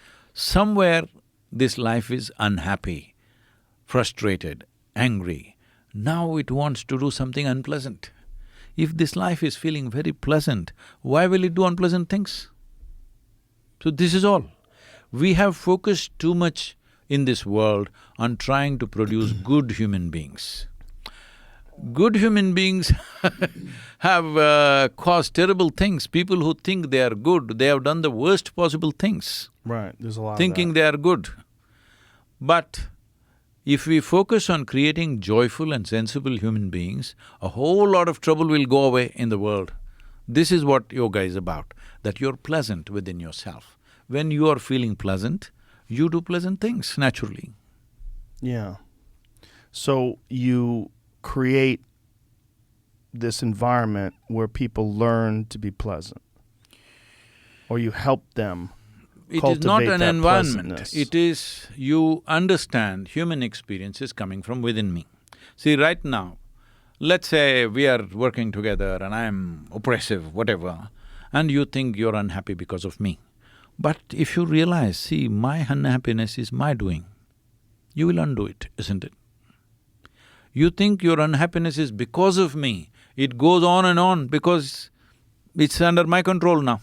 Right. The day you realize my unhappiness, the source of my unhappiness is me, not somebody else, and you take charge of that aspect, there is a method to do that. Once you do that, you're happy. Once you're happy by your own nature, then you will do what is most needed. Because once you're very happy, you have no pursuit of happiness. Your life is an expression of joy, not in pursuit of happiness. This is the shift that needs to happen in the world. Right now, people are in pursuit of happiness. If your life becomes an expression of your joy rather than being pursuit of happiness, you will stop squeezing the world the way you're squeezing it. This soil, this environment, these problems, everything is in pursuit of human happiness and well-being. Do you think that the physical practice of yoga, meaning the exercise aspect of it, alleviates tension and allows people to relax enough to look at their life in a different way? If they do it properly, yes. When I say properly, see, people are trying to do it like an aerobic exercise. No, we teach what is called as classical yoga. You don't have to do all these very difficult postures and all that. Most yogis master only one posture. People don't know this in this country. One posture? Only one. Like what posture? Anything, they will choose one posture and they will just master that. So actually in the traditionally what yoga says is, if you master one posture, that means generally 2 hours, 40 minutes, if you can sit one way without any sense of discomfort, irritation, agitation, nothing in your system, this is your posture. You just master that one posture. Then the rest of the yoga is internal. Physical body is only that much.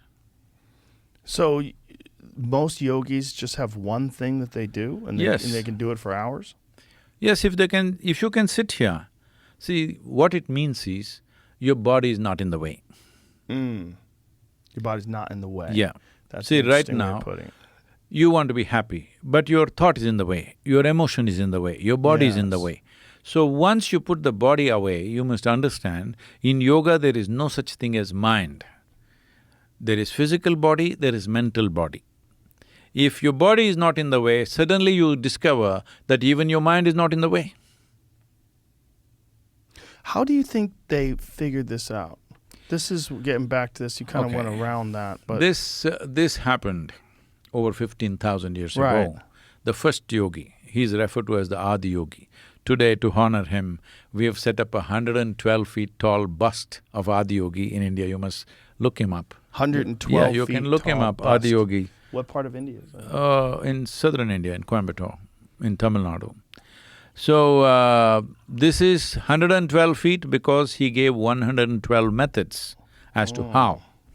So this is, what to say, this is 15,000 years ago he figured this out. over 15,000 years ago. We are saying this over 15,000 years ago because of they talked about certain celestial happenings. Those happenings have been confirmed today as well over 15,000 years ago. And we have iconographic proof of something like 12,400 years. Yeah, that's Adi. Whoa. 112 feet tall. Great hair. That's a crazy statue. Yeah, this was How designed… old is that statue? This was designed by me and built by all volunteers inside the center. Really? Yeah. So is that a building? So can you go This is- inside of that? You can go inside, but there's no building inside because it's metal, it gets very hot inside. Oh. Wow, that's beautiful. The idea was when I designed this, it took me 2.5 years to design this face. You're not seeing the face very clearly. Let's see if you can get a picture where the face is clear. It's very Yeah, beautiful. maybe, yeah. So I wanted intoxication, stillness and exuberance on one face. So it took me 2.5 years to design this face. What do you think? It has these qualities? I think you nailed it. And how was this constructed? This is all metal? It's all metal. How was it made? So, we made this, it took us some 680 tons of steel. Now we are doing another one near Bangalore, the same one, but now we are doing it with almost 170 tons less because now we've figured out the design much better. Wow.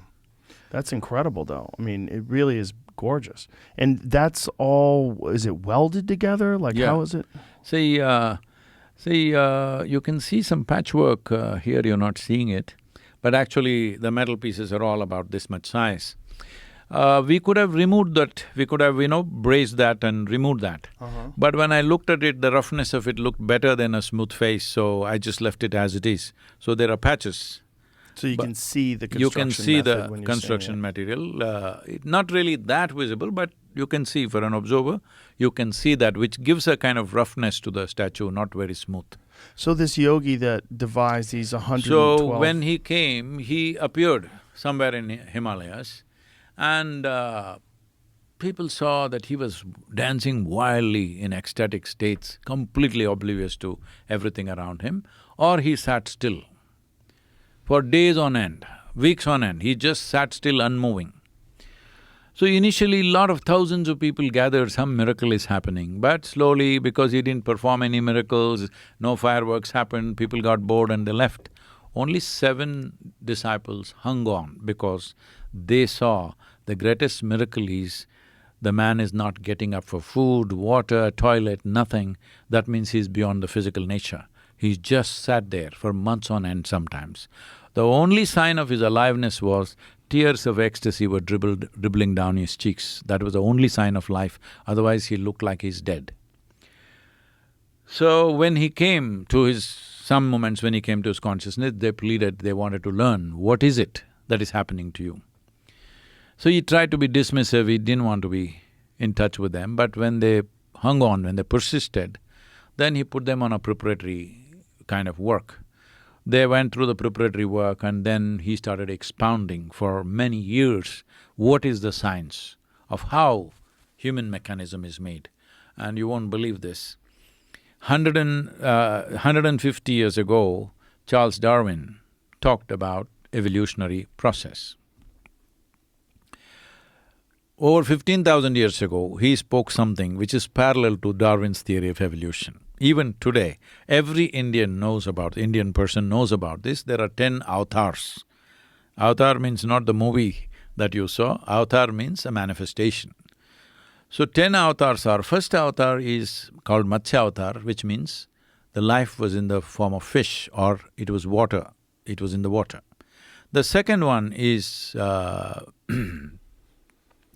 Kurma avatar, which means it's a turtle, that means it became an amphibious life. The third one is a wild boar, it's called Varaha avatar. Other small things happened but the mammals came. Then the next one is called Narasimha, who is half man, half animal. Next one is a dwarfed man, Vamana avatar. The next one is a full-grown man but a volatile man. He's so angry and so crazy, or a fighting man that always he went about chopping off people. He got so angry and he lopped off his own mother's head.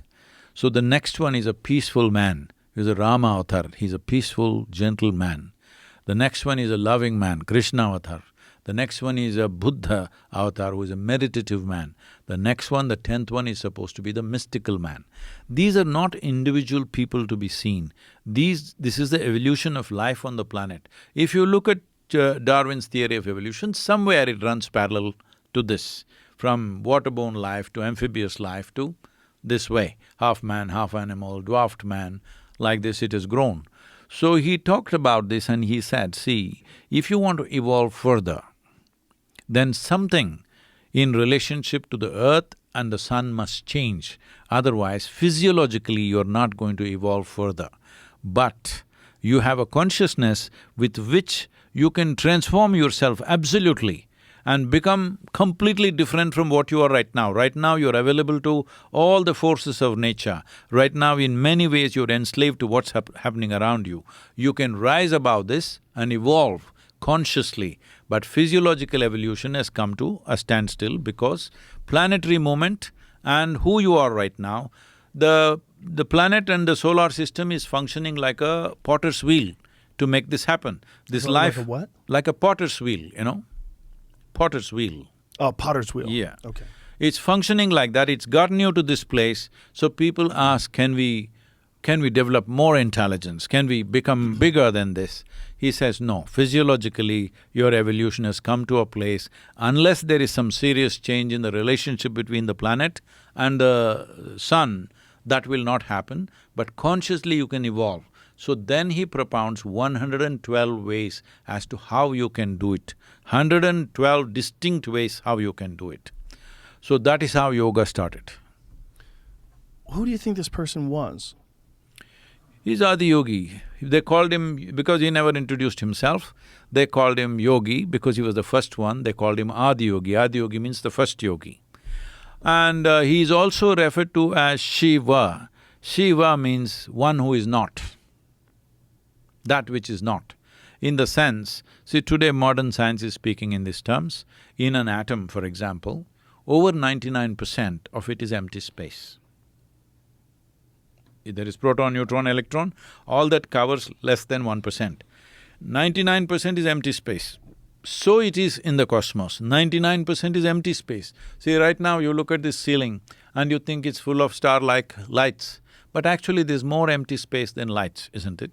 Yeah. But because our visual apparatus are in a certain way, designed in a certain way, it gives more prominence to light because that's what we see more clearly. So, he said everything is like this, so if you transcend your physical nature, you become a Shiva. That means you are nothing.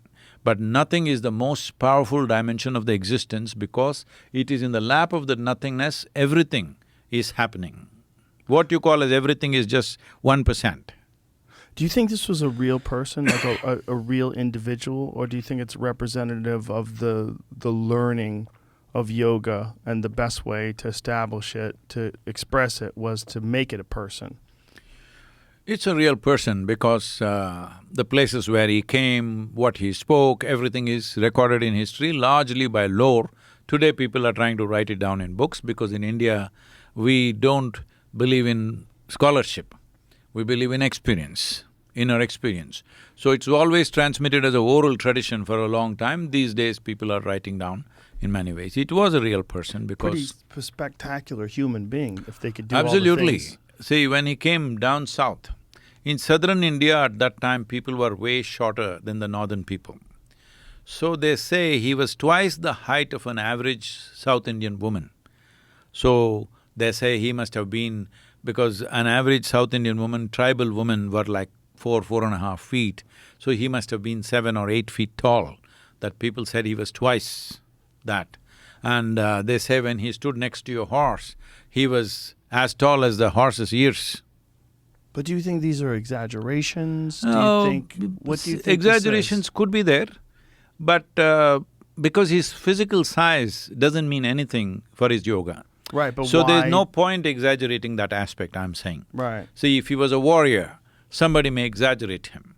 But for a yogi, what is the point making him a big guy physically? Just to make him divine, so No, physically unique. that is the whole thing. See, in India, the Indian culture has only spiritual paths. There is no real religion per se, because a religion needs a belief, all right?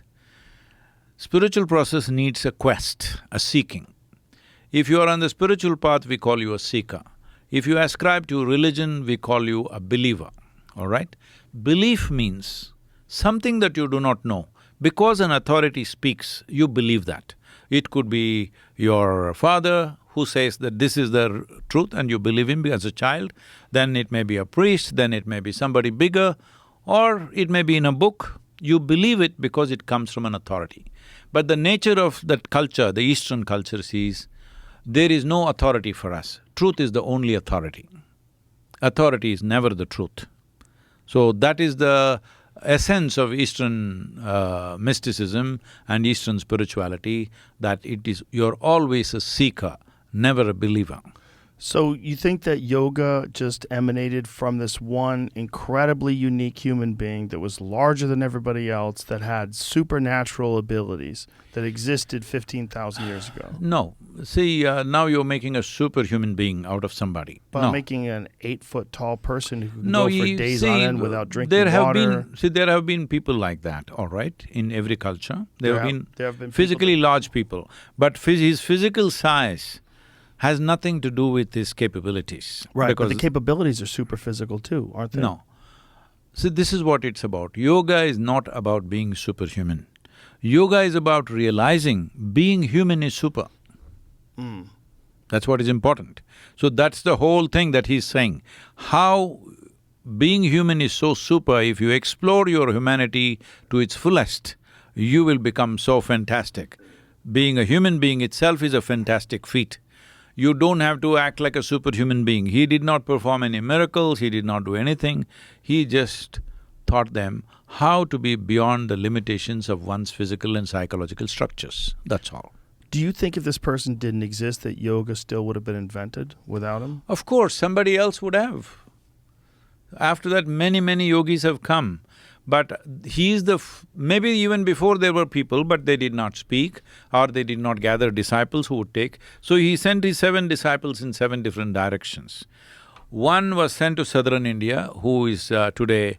we hold him as the father of southern mysticism. He's Agastya Muni, who came down south, and he did maximum amount of work there. Every human habitation he touched at that time and brought spiritual process as a living practice, not as a separate practice. Just the way you sit, just the way you do things, just the way you address each other was made into a spiritual process. See, right now in India, if people go to the temple and whatever their favorite deity, if they worship, they will stand like this. If anybody comes also, they'll stand like this. If a dog comes also, they'll do this. If they see a rock also, they'll do this. If they see a tree also, they'll do this. For the people just listening, you're holding your hands together in prayer.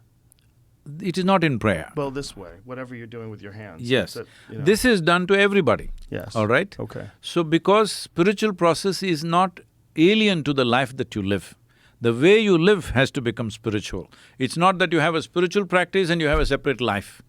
It is the same thing. You integrate it into your life. So he did that. Another one stayed with him, another one came to the northern part of India, another one went to Central Asia. There are there are certain footprints of his. Another went to North Africa, another went to South Asia, another one came to South America.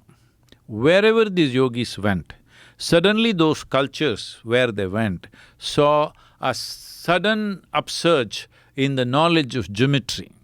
Wherever you see extraordinary sense of geometry which is not in line with the tribal existence that they had, that means a yogi came there. Sense of geometry meaning like the structures that they built? Yes, structures that they built, the artifacts they created, the way they arranged things around themselves, suddenly they had a different sense of geometry because yoga is essentially a cosmic geometry.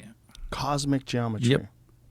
Yep. To align yourself in line with the cosmos so that it reverberates as the same. Which brings us to UFOs. See, there is some substance and a lot of imagination with this UFO business because we are always thinking life, like all this… I'm saying this not with any… there are many people who could have experienced something, who could have seen something. I'm saying generally the popular imagination of a UFO, a craft will come and land, somebody will come out of it. So you're thinking like this because that's how human beings operate, all right? That we will go land somewhere, then the door opens, we come out. How do you know that is how they also do it? That's not how it is. I have living experience with certain extraterrestrial life forms. You do? Yes, there are a whole lot of videos which I've spoken about. I have a reputation of being very logically correct. Now I don't want to lose it by talking about it to everybody. But in exclusive groups I've spoken in detail, I've made other people experience these things. Very profound experiences of life which is not of this planet. But it's not like a craft will land, they'll open the door, they'll come out. This is all your own thing. You parked the car, you opened the door, you locked the door, you came out. This is your thinking, all right? It is not necessary other life should operate the way we operate. It is nothing like where we are. It's something totally different. So, people have seen things here and there. Some of it could be mistakes, some of it could be exaggeration, some of it could be just total lies. But definitely some people have seen something, some people have experienced something. There's no denying, everybody will not be lying. There is no denying, it is there. But we are thinking just the way we are, they will also be. All we can think is a little bigger ears, little bigger eyes, maybe 3 eyes instead of 2. This is just exaggeration of what we already know. Leave the imaginations aside. Is there life beyond us? It would be very pompous to believe that in such a vast cosmos, we are the only evolved life on the planet. In the universe is itself a very pompous belief system. Definitely there is more life and, it is done… we have done things with it in the past. We've done things with it? Yes, we have done some experiments with such life. We have made people experience this very strongly. When you say we, who do you mean? We as a group, we have done certain things. You? Yes. So how? Don't go into it. Why not? I have a reputation of being very logically correct. Well, if you're logically correct about extraterrestrials, wouldn't that be beneficial to people that are hearing this? No. Why? See, our logic is related to our existence, the way we are made, all Yes. right? The way the existence is made doesn't fit into our logic. This is the biggest mistake that modern societies are making. You're trying to fit the existence into your logic. No, your logic has place in the existence. Existence cannot be… you can't fit it into your logic because your logic functions between binaries of 2. You and me have to be there for logic. The whole spiritual experience itself is not logically correct because the experience of life is beyond 2. There are no binaries in spiritual process.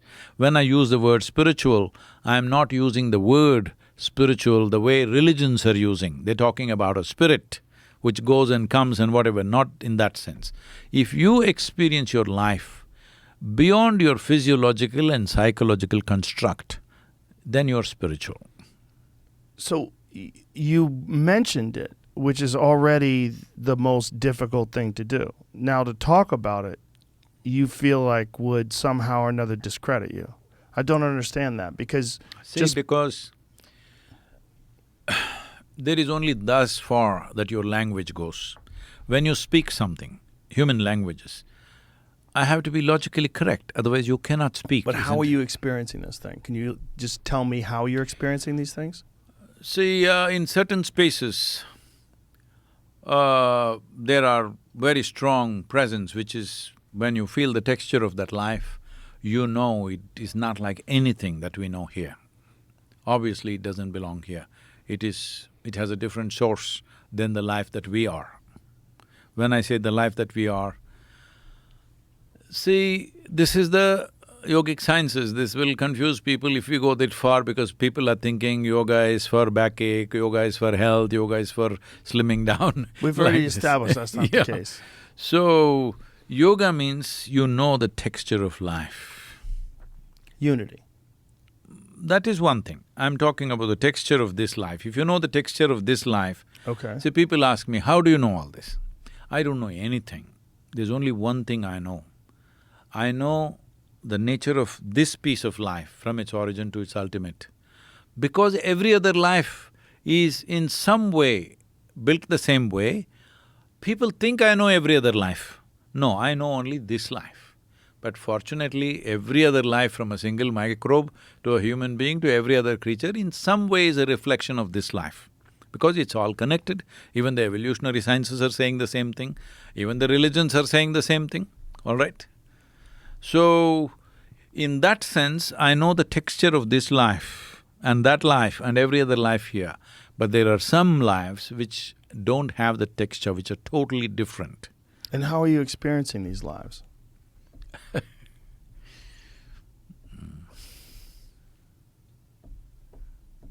You want me to say something ridiculous now?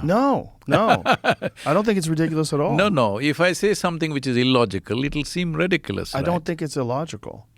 It will be logical because it'll not fit into the framework of human logic. Well, the framework of human logic is based on our own experience and interpretation of the life that we lived. It doesn't mean that other people haven't experienced or interpreted something that is beyond our comprehension because we haven't experienced it personally. See, I think that's logical.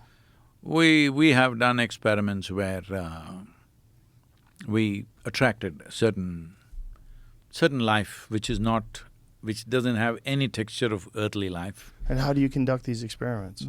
I used certain people to invite them into their bodies, and what happened there is totally unbelievable for people because I'll tell you a simple thing. I invited a certain life into one person's body. I kept… the weather was already like nearly zero, kind of sub-zero kind of atmosphere. It was in Tibet.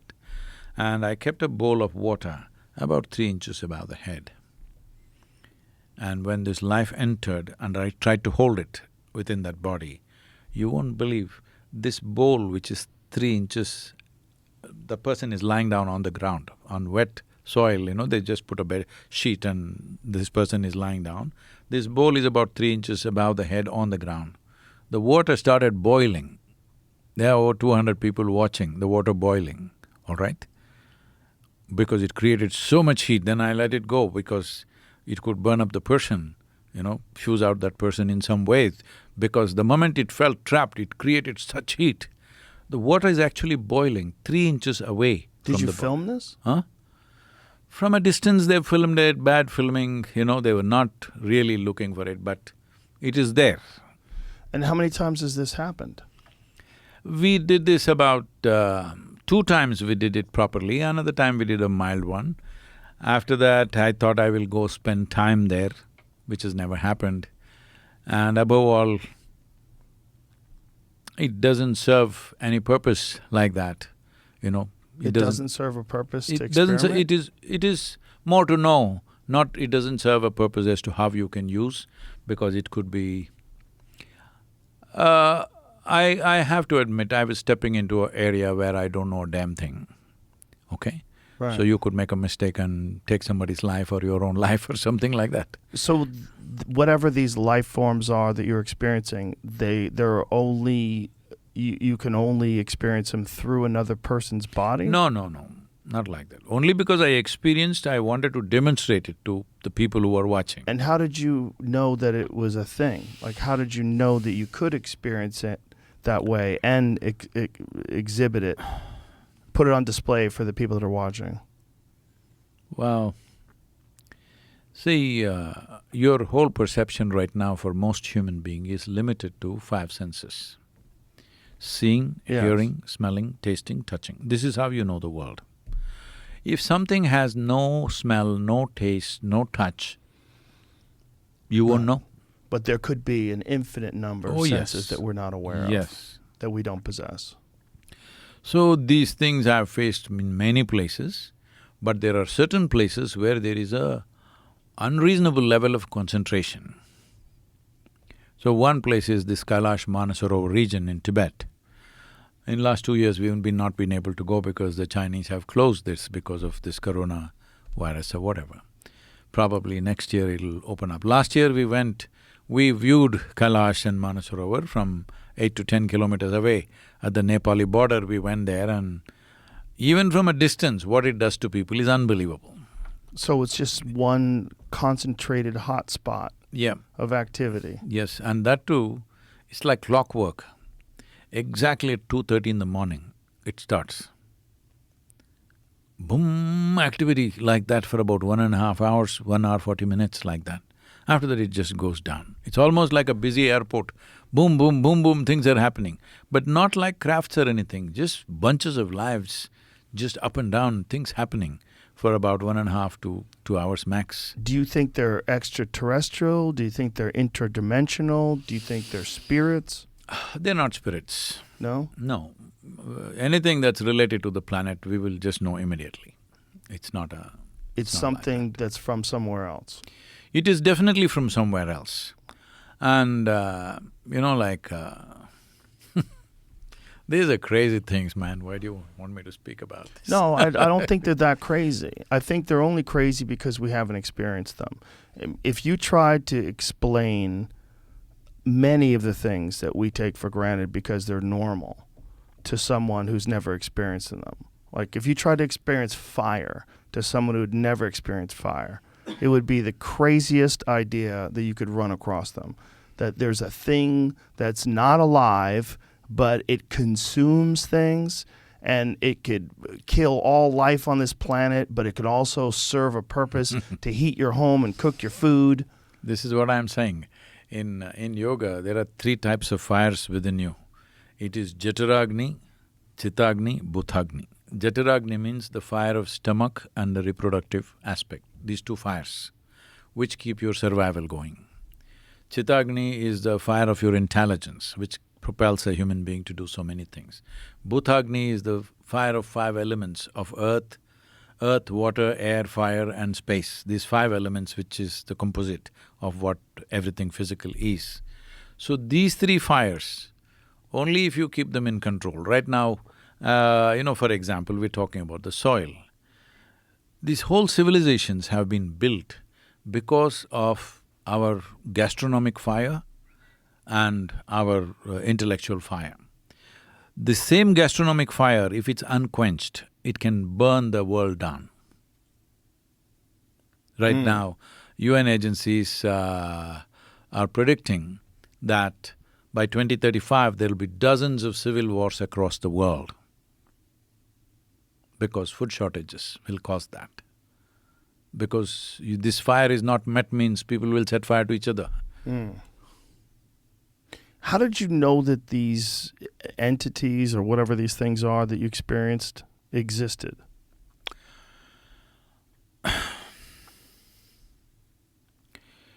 So I was talking about 5 senses. See, for your sense organs to experience anything, you need a contrast. Only because there's light, you know darkness. If it's all dark, you would know what is darkness, what is light.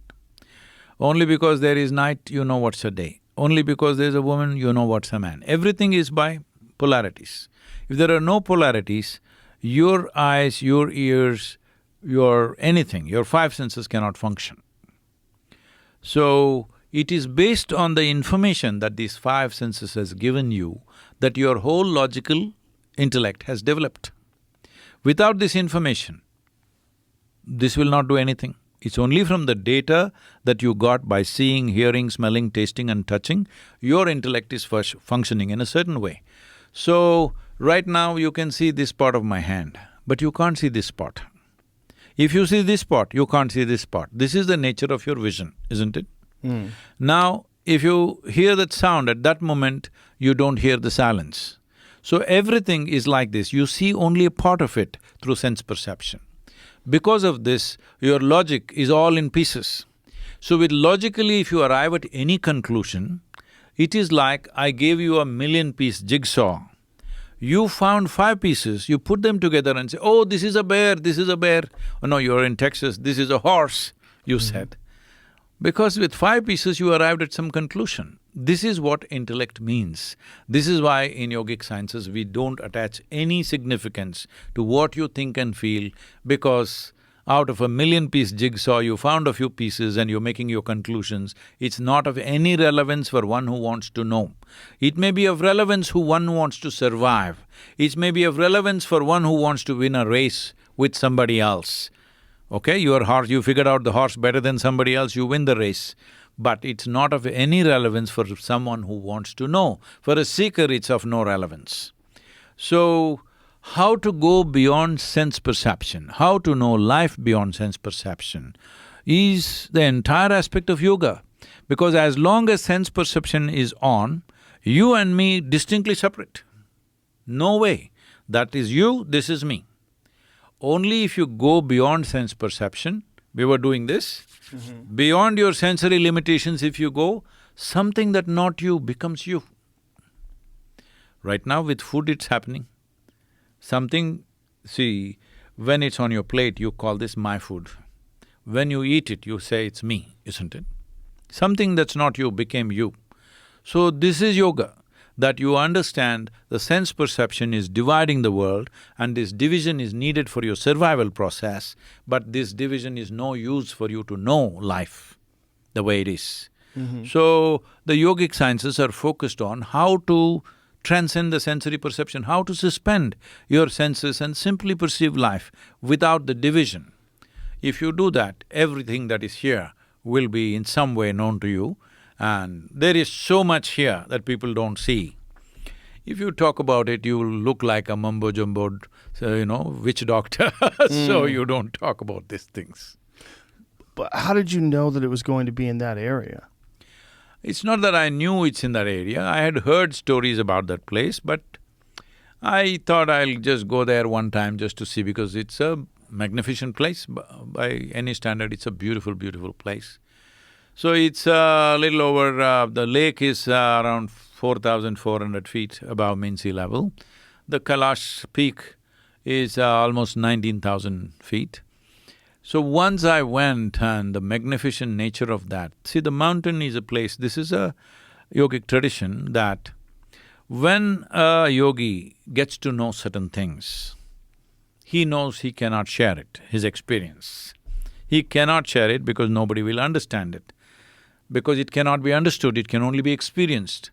So what he will do is, he will store it in an energy form, in a place where there is not too much human footprint, at the same time it's not completely inaccessible. There are many places like this in India. There are places like that in other parts of the world also. One fantastic place that you must visit is in United States, is Matotipila. Where's that? Matotipila is in Wyoming. Wyoming. Near Rapid City, huh? They call it the Devil's Tower, you heard of that? In many Western movies… The Devil's Tower, is that from Close Encounters of the Third Kind? I don't know about that movie, but in many Western movies, it's always there, it just stands… Yeah, that's Close Encounters of the Third Kind. This is called Matotipila. In that Steven Spielberg movie, that's a very significant place because that's where the aliens land. Oh, is that so? Yeah. So, this is a powerful, powerful space. In America, this is one space I found which is naturally tremendous. And see, this is Kailash. Wow. It is something else. It is the greatest mystical library on the planet. That place. Yes. Kalash. So… What do you think is going on there? Huh? What do you think is going on there? It is… Why is it all One thing concentrated? is, Adiyogi himself was there. He lived there. So he stored all that he knows there. And many other yogis later on, many Buddhist teachers like Padmasambhava and Manjushri, all these people and even the Jain monks, they all went and stored their energies there because the knowledge that they know, they don't want it to be lost. It can't be transmitted to people because you will not find the suitable people to do that. So you place it somewhere where in future, somebody who has the capability will access this. I'll tell you one experience. I'm going into the mumbo-jumbo world. Why, man? I came for soil… It's not mumbo-jumbo at all. I came for save soil, you're getting me somewhere else. We're doing both. I don't think it's mumbo-jumbo. See, this happened. I was… this is what… I'm just thinking the years, I'm not good with years. Must be 11 years ago, maybe 2008 or even before that, I'm sorry, 2003 or 4. I started running temperature. I was in India. No, first I was in California. I was in Los Angeles. I started running temperature. And I come to speak in the Thai group, there is an Indian group, entrepreneurs group. And I spoke there and the president of the Thai group invited me to their home again to speak again to another exclusive group. I'm speaking there, I'm really running very high temperature and I'm… my clothes are all wet with sweat. So one man raised his hand, I thought he wants to ask a question, I said, fine. He said, you need to go to the emergency room right now. I said, yes, I know, but I'll finish this talk and go. Then I finished that talk and then I went to the hospital, like I was running very high temperature. So they gave me this, that, and they said this is some kind of typhoid. So I met one wonderful doctor who was a tropical medicine expert. He said, this is some strange kind of typhoid. So he gave me a whole lot of antibiotics, this, that. I took that and then I went to UK where I had a 4-day residential program. All the 4 days I was running very high temperature, but I finished that program. In these 40 years, I've never cancelled one program because I was not well. I've never done that. So I went back to India. I had a television shoot. I had to shoot 52 weeks of material in about 4 to 5 days. So from whole day I'm shooting and if I sit down for 30-40 minutes of shoot, I'm like all my clothes are wet with sweat. I have to change my clothes because I'm sweating so much. Wow. And then after shooting the whole day, on the second or third day, I came home and I was like feeling like my brains are getting fried up, so hot. Then I took the thermometer and put it said 107. Wow. I thought, oh man, I'm killing myself right now. So with my clothes, everything, I went and stood under the cold shower. Then I called the doctor and said, I was reading 107, I stood under the cold shower. So this is the smartest thing you've done in your entire life. If you had been in that for another few minutes, you would have a stroke or you would have something, for sure. Then they said it's some kind of, malaria. Oh. And they gave me malarial medicine. I had typhoid medicine, then I got malaria medicine. Then they said 3 different types of malarias they diagnosed in 1 month's time and they changed the medication. And then I went to Australia, I was running temperature. I was in Singapore, I was running temperature. I came to India for 2 days, I was running temperature. Then I came back to United States. So it was my daughter's vacation, so I told her I'll take her to some lake house somebody had, a friend of ours, so I said I'll take her on the lake. So I have a port, IV port running by now. I have antibiotic every day running about 3-4 hours a day. With IV port on, I'm riding a boat and taking her around and everything going on. Wow. By then, I have done about 18 blood tests and about 4 MRIs. All kinds of bizarre things they're saying and changing the prescription and giving me this medication, that medication. Temperature didn't go down, it just went on and on. Then I was in North Carolina on this lake house. Around 2 a.m., I knew that I was just kind of collapsing, kind of dropping off. Then I called out and they called for an ambulance. It came and they took me to a local hospital in Cashiers in Carolina. And these doctors looked at it, they looked at all the blood tests, this is too esoteric for us. You better go to Atlanta. So I went to Atlanta. There they said it's best you go to some physician in New York. He's the best guy, you must go there, because by now almost 7 weeks I've been running continuous temperature, I've been traveling all over the world. So I went to New York and they said, you must get admitted, we'll check. Then I got admitted. By then I can… I'm having difficulty walking, I'm just really become weak. Then… and by then my lymph nodes have swollen up so badly, excruciating pain. So they said they may have to do surgery and they have to do a biopsy first and see what is it malignant or whatever. Then I'm in the hospital. The next day morning it's a general anesthesia, they have a pre-check for anesthesia. So in that funny gown which is open on all sides, I'm wearing that, holding like this and trying to walk, holding onto the wall. I got into the elevator to go to another floor. In between, in one floor, the lift stopped. A Chinese man got in. So the doctor who was with me introduced, he's the one who is going to do the surgery for you. Then the Chinese doctor felt the lymph nodes like this and said, it's very deep, you must inform the family. Then I went for the test, for the anesthetic tests, then I said, I'm going home. Doctor said, no, Sadhguru, this is very dangerous, you can't leave the hospital. I said, no, I'm going. I said, I'll go. I don't want to go through the surgery. So I went back. A friend had an apartment in Manhattan area. I just closed my eyes and sat for 4 days. My temperature went down, the swelling went down. In 21 days, I was in Kailash, trekked. My muscle mass had gone down, my legs had become like this. Always I've been walking, trekking, playing games. I had some muscle, not like you, but I have some muscle to keep me going. But my muscle mass went down so much in these 8 weeks, I just shrank like that. With great difficulty I trekked there, I could barely speak. And I sat there for 2 hours. I took one strand of what is there on that mountain. You won't believe, in 2.5 hours, I was almost 10 to 15 years younger than what I was at that moment. People around me will vouch for it, how suddenly I'm a different man. After 8 weeks of fever and all kinds of treatments without knowing what it is. So that is the power of that mountain. It's not just to heal you of your health or something, it is tremendous amount of everything that one can know in the universe is stored there in some way. It is your ability to pull it out. But you recovered in Manhattan, right? Yes. What makes you think it's that mountain?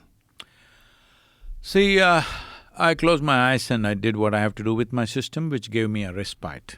Yes. But still, I was not fully there, still very weak and like that, but I just bounced back in 2.5 hours' time. What is it, but I don't understand what it has to do with that mountain. See, this is what it is. What you think is you is not just contained in the boundaries of this body. If you are willing to open up that boundary, the whole existence is with you. So you opened up your body after all those weeks, and you don't think it has anything to do with the antibiotics you were taking, or you were finally getting Antibiotics didn't give me a respite at all. But you never rested, right? I'm very restful even if I'm traveling. But you were constantly working, right? You were explaining all the different things you were doing, and that you were constantly taxing yourself. No, I don't tax myself. But that was taxing. You were sweating through your clothes. Yes, that's because of the fever. Right, but you never rested.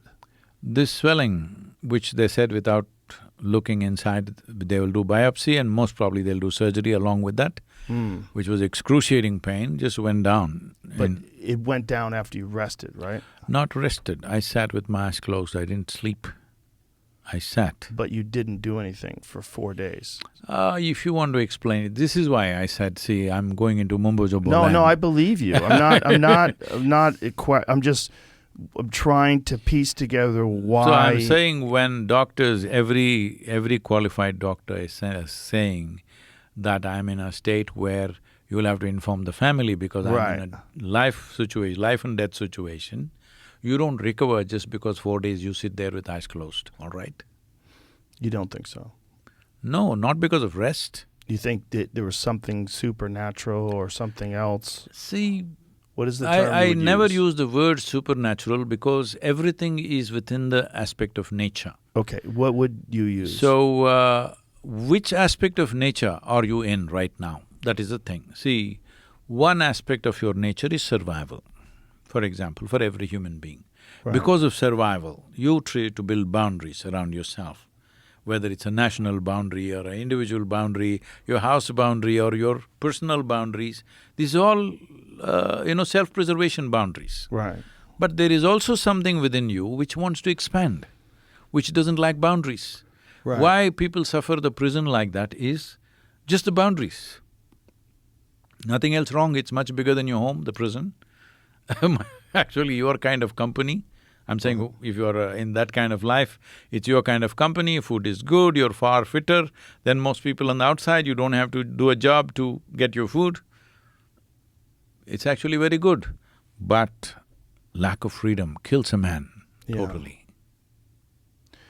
So, I want to go back to the experiencing these different life forms that you experienced. You had heard that they existed in this place. Generally, yes, a lot of people who have been there have been talking about it, but lot of talk is of that nature. See, as I said, I am a super skeptic, I don't believe anything that anybody says. You have to experience it. Nor do I disbelieve. Right. Somebody says something, maybe it's true for them, I will respect that, but it's not that I have to believe it unless it happens to me.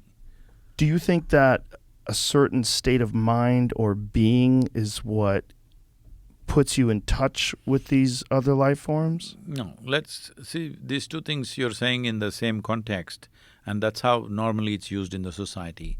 People think a state of mind is everything.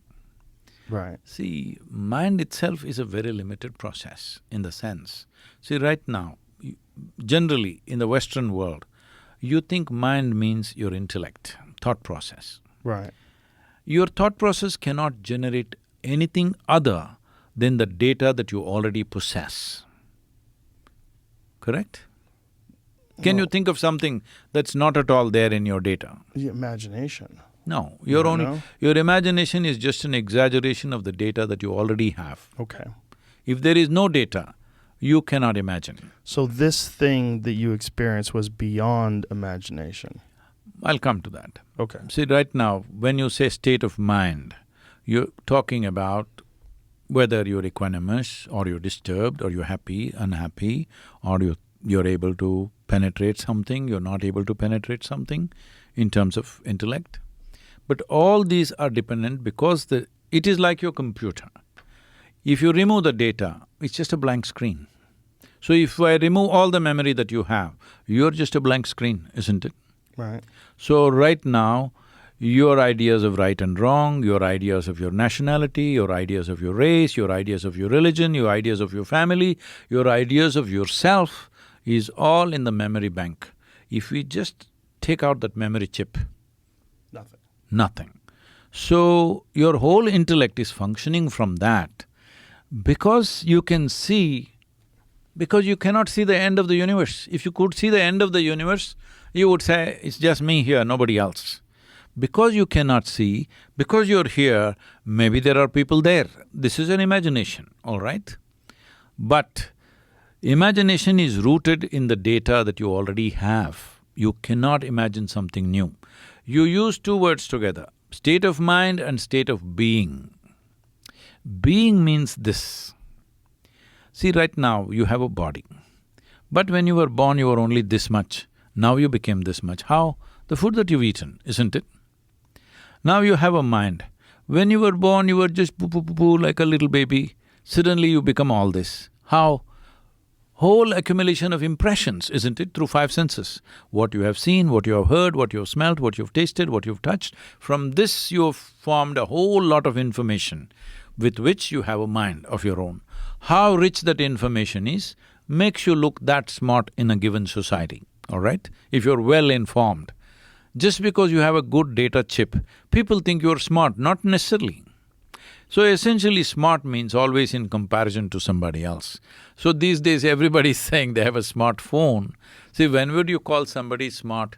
Only if they're smarter than you. So if you say smartphone, obviously it is smarter than you, simply because it has more memory than you, isn't it? And it has more multiple functionality than you. More access to information. Yes. So, that is intellect, but intellect is not everything. When it comes to intellect, would you like your intellect sharp or blunt? Tell me, I'm going to bless you right now. You gonna bless me? Do you want it sharp or blunt? I'm gonna go with sharp. Sounds better. Yes. So that means your intellect is a cutting instrument, it's like a knife. The more sharper it is, the better it is. So with sharp knife, you can dissect and know things. So I want to know Joe Rogan right now. Shall I dissect him? Will I know him if I open him up? Will I know him that way? No, you're gonna have to experience. Yes, that's it. So, dissection may show me how your heart is, how your liver is, how your kidney is, but you won't meet Joe out there, all right? Right. So, by dissection you can know physical things. By dissection you cannot know anything which is beyond that, all right? The life in you cannot be perceived by dissection of any kind. So now with an intellect which is a knife, with this knife if you try to stitch your clothes, then you will be like today's fashion, everybody's in tatters. So, to stitch you need a different kind of tool, to cut you need a different kind of tool. Right now with the cutting tool, people are trying to do everything. You know, this happened to me. At that time I was crisscrossing India on my motorcycle, I was just in my early 20s.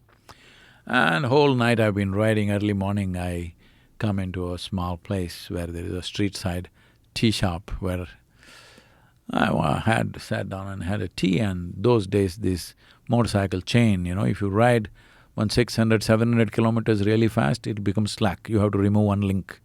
Today modern motorcycles are made differently, it's very different. Those days like around 700, 800 kilometers means it'll become slack. So almost every day I have to remove one link from the chain, and I have a spare chain with me always because it'll go off. And in a day, at those days, I'm riding 1,000 to 1,200 kilometers per day. In those days when roads were not great, and our motorcycle was just 250cc, single-stroke engine, all right? I'm sorry, two-stroke engine.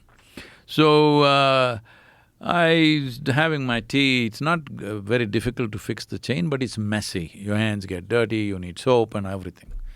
I was having tea and I saw in the opposite there was a small shack. He had Mubarak Mechanical Works, he had written. A strapping young youth, I told him, hey, come here man, can you fix my chain? He said, oh yes sir, I can fix it. I said, okay. Then he came out with a chisel and hammer. I said, wait. And I got up and went and I looked into his shack, he doesn't have any other tools. Only thing he has is chisel and hammer. He can fix it, but after that nobody can fix anything on that motorcycle. So right now, most human beings are like this. They are trying to fix everything with their intellect, which is a cutting instrument. With a cutting instrument, if you try to fix everything, all that you will have is a bruised life. That's what they're having. If they're failures in their life, they're suffering. If they're successful, they're dying of tension. If they're poor, they're suffering their poverty. If they become rich, they suffer their taxes. If they're not married, they suffer that. If they're married, oh, don't tell me, all the things that they do. Everything.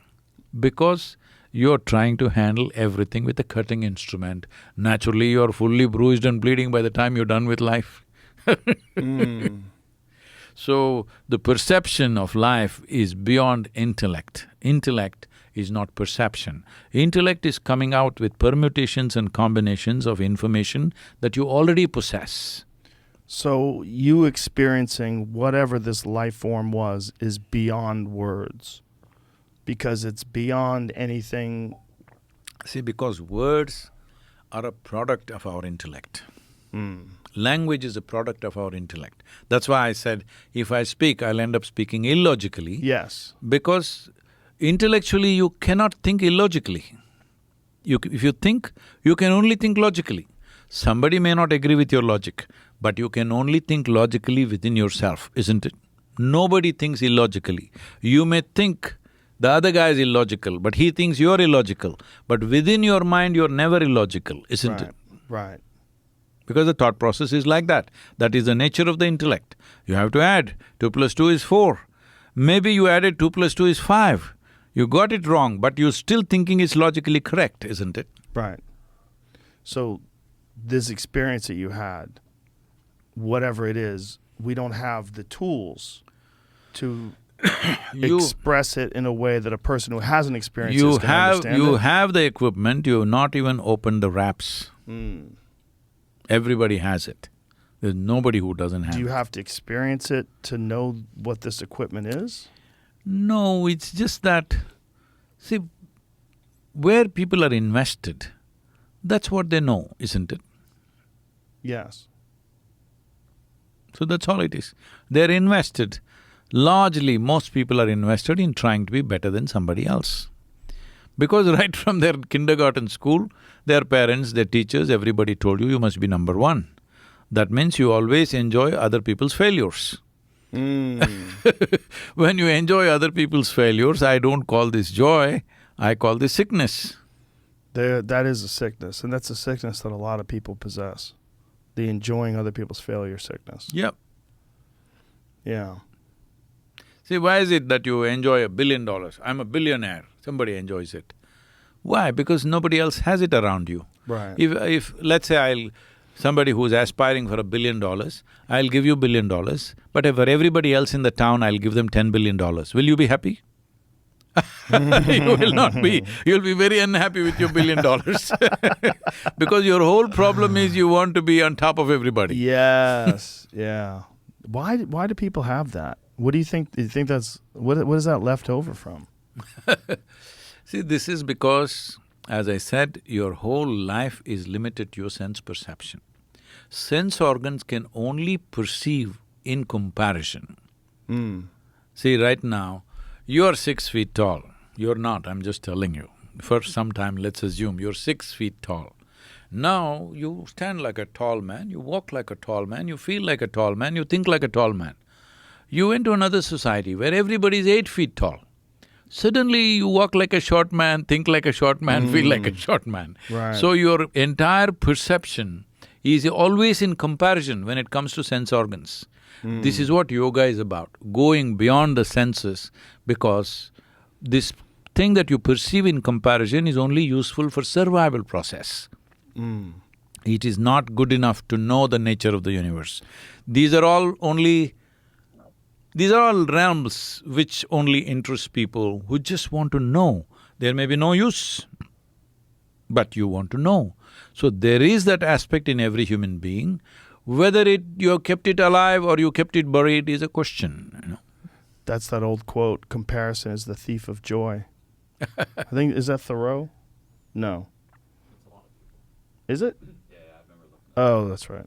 I thought maybe Thomas Jefferson? Originally attributed to? Roosevelt. Listen, man, I really enjoyed talking to you. Thank you very much for being here. Yeah, thank you for having me, but you know, this soil is a serious situation. It's a serious situation. And from March 21st, I'm riding 30,000 kilometers and I'm 65. What I see is in the last 2 years, I've been talking to so many people, influencers, scientists, politicians, leaders. Everybody knows there is a serious problem. And everybody knows what is the solution also generally. But I think everybody was waiting for some idiot to come and bell the cat. So here I am, okay? So next 100 days, from March 21st, 100 days, we want the whole world to talk about soil because I'm addressing the COP15 where 170 nation representatives are there, where we are presenting these documents. Before that, we want to raise 3 to 4 billion people to talk about soil. Once 60% of the electorate has spoken in the world, that soil is a deep concern to them, believe me, every government will get active on the job. Because in a democracy, the only currency is numbers. Where can someone follow this online? Do you have a website? Yes, savesoil.org is there. Savesoil.org. Yes, Okay. there's an Instagram and Twitter and Facebook. And you have an So, Instagram as well. Yes, we have what is called as you can become an earth buddy. If you become an earth buddy, every day you spend 5 to 10 minutes to enhance the message, to reach as many people as possible. So people must understand this. People are… everywhere I go, people say, Sadhguru, this social media is stressing me, tensioning. This is rubbish. See, many great beings have come in this world, but when they spoke, hardly 10 people could hear them. This is the first time you can sit here and talk to the entire world. When you have such tools in your hands, if you do not transform humanity, if you do not do what is absolutely needed for this generation, it shows that we don't care enough. I don't want to be that one who didn't care enough to do something which matters, because right now we are consuming the soil and food that belongs to the unborn child. This is a crime against humanity. I hear you. Let's make it happen, huh? Let's make it happen. I will help elevate your signal. And thank you very much. I really, really enjoyed this. You gave me a lot to think about. I'm gonna continue to think about this. Thank you. Thank you. Bye, everybody.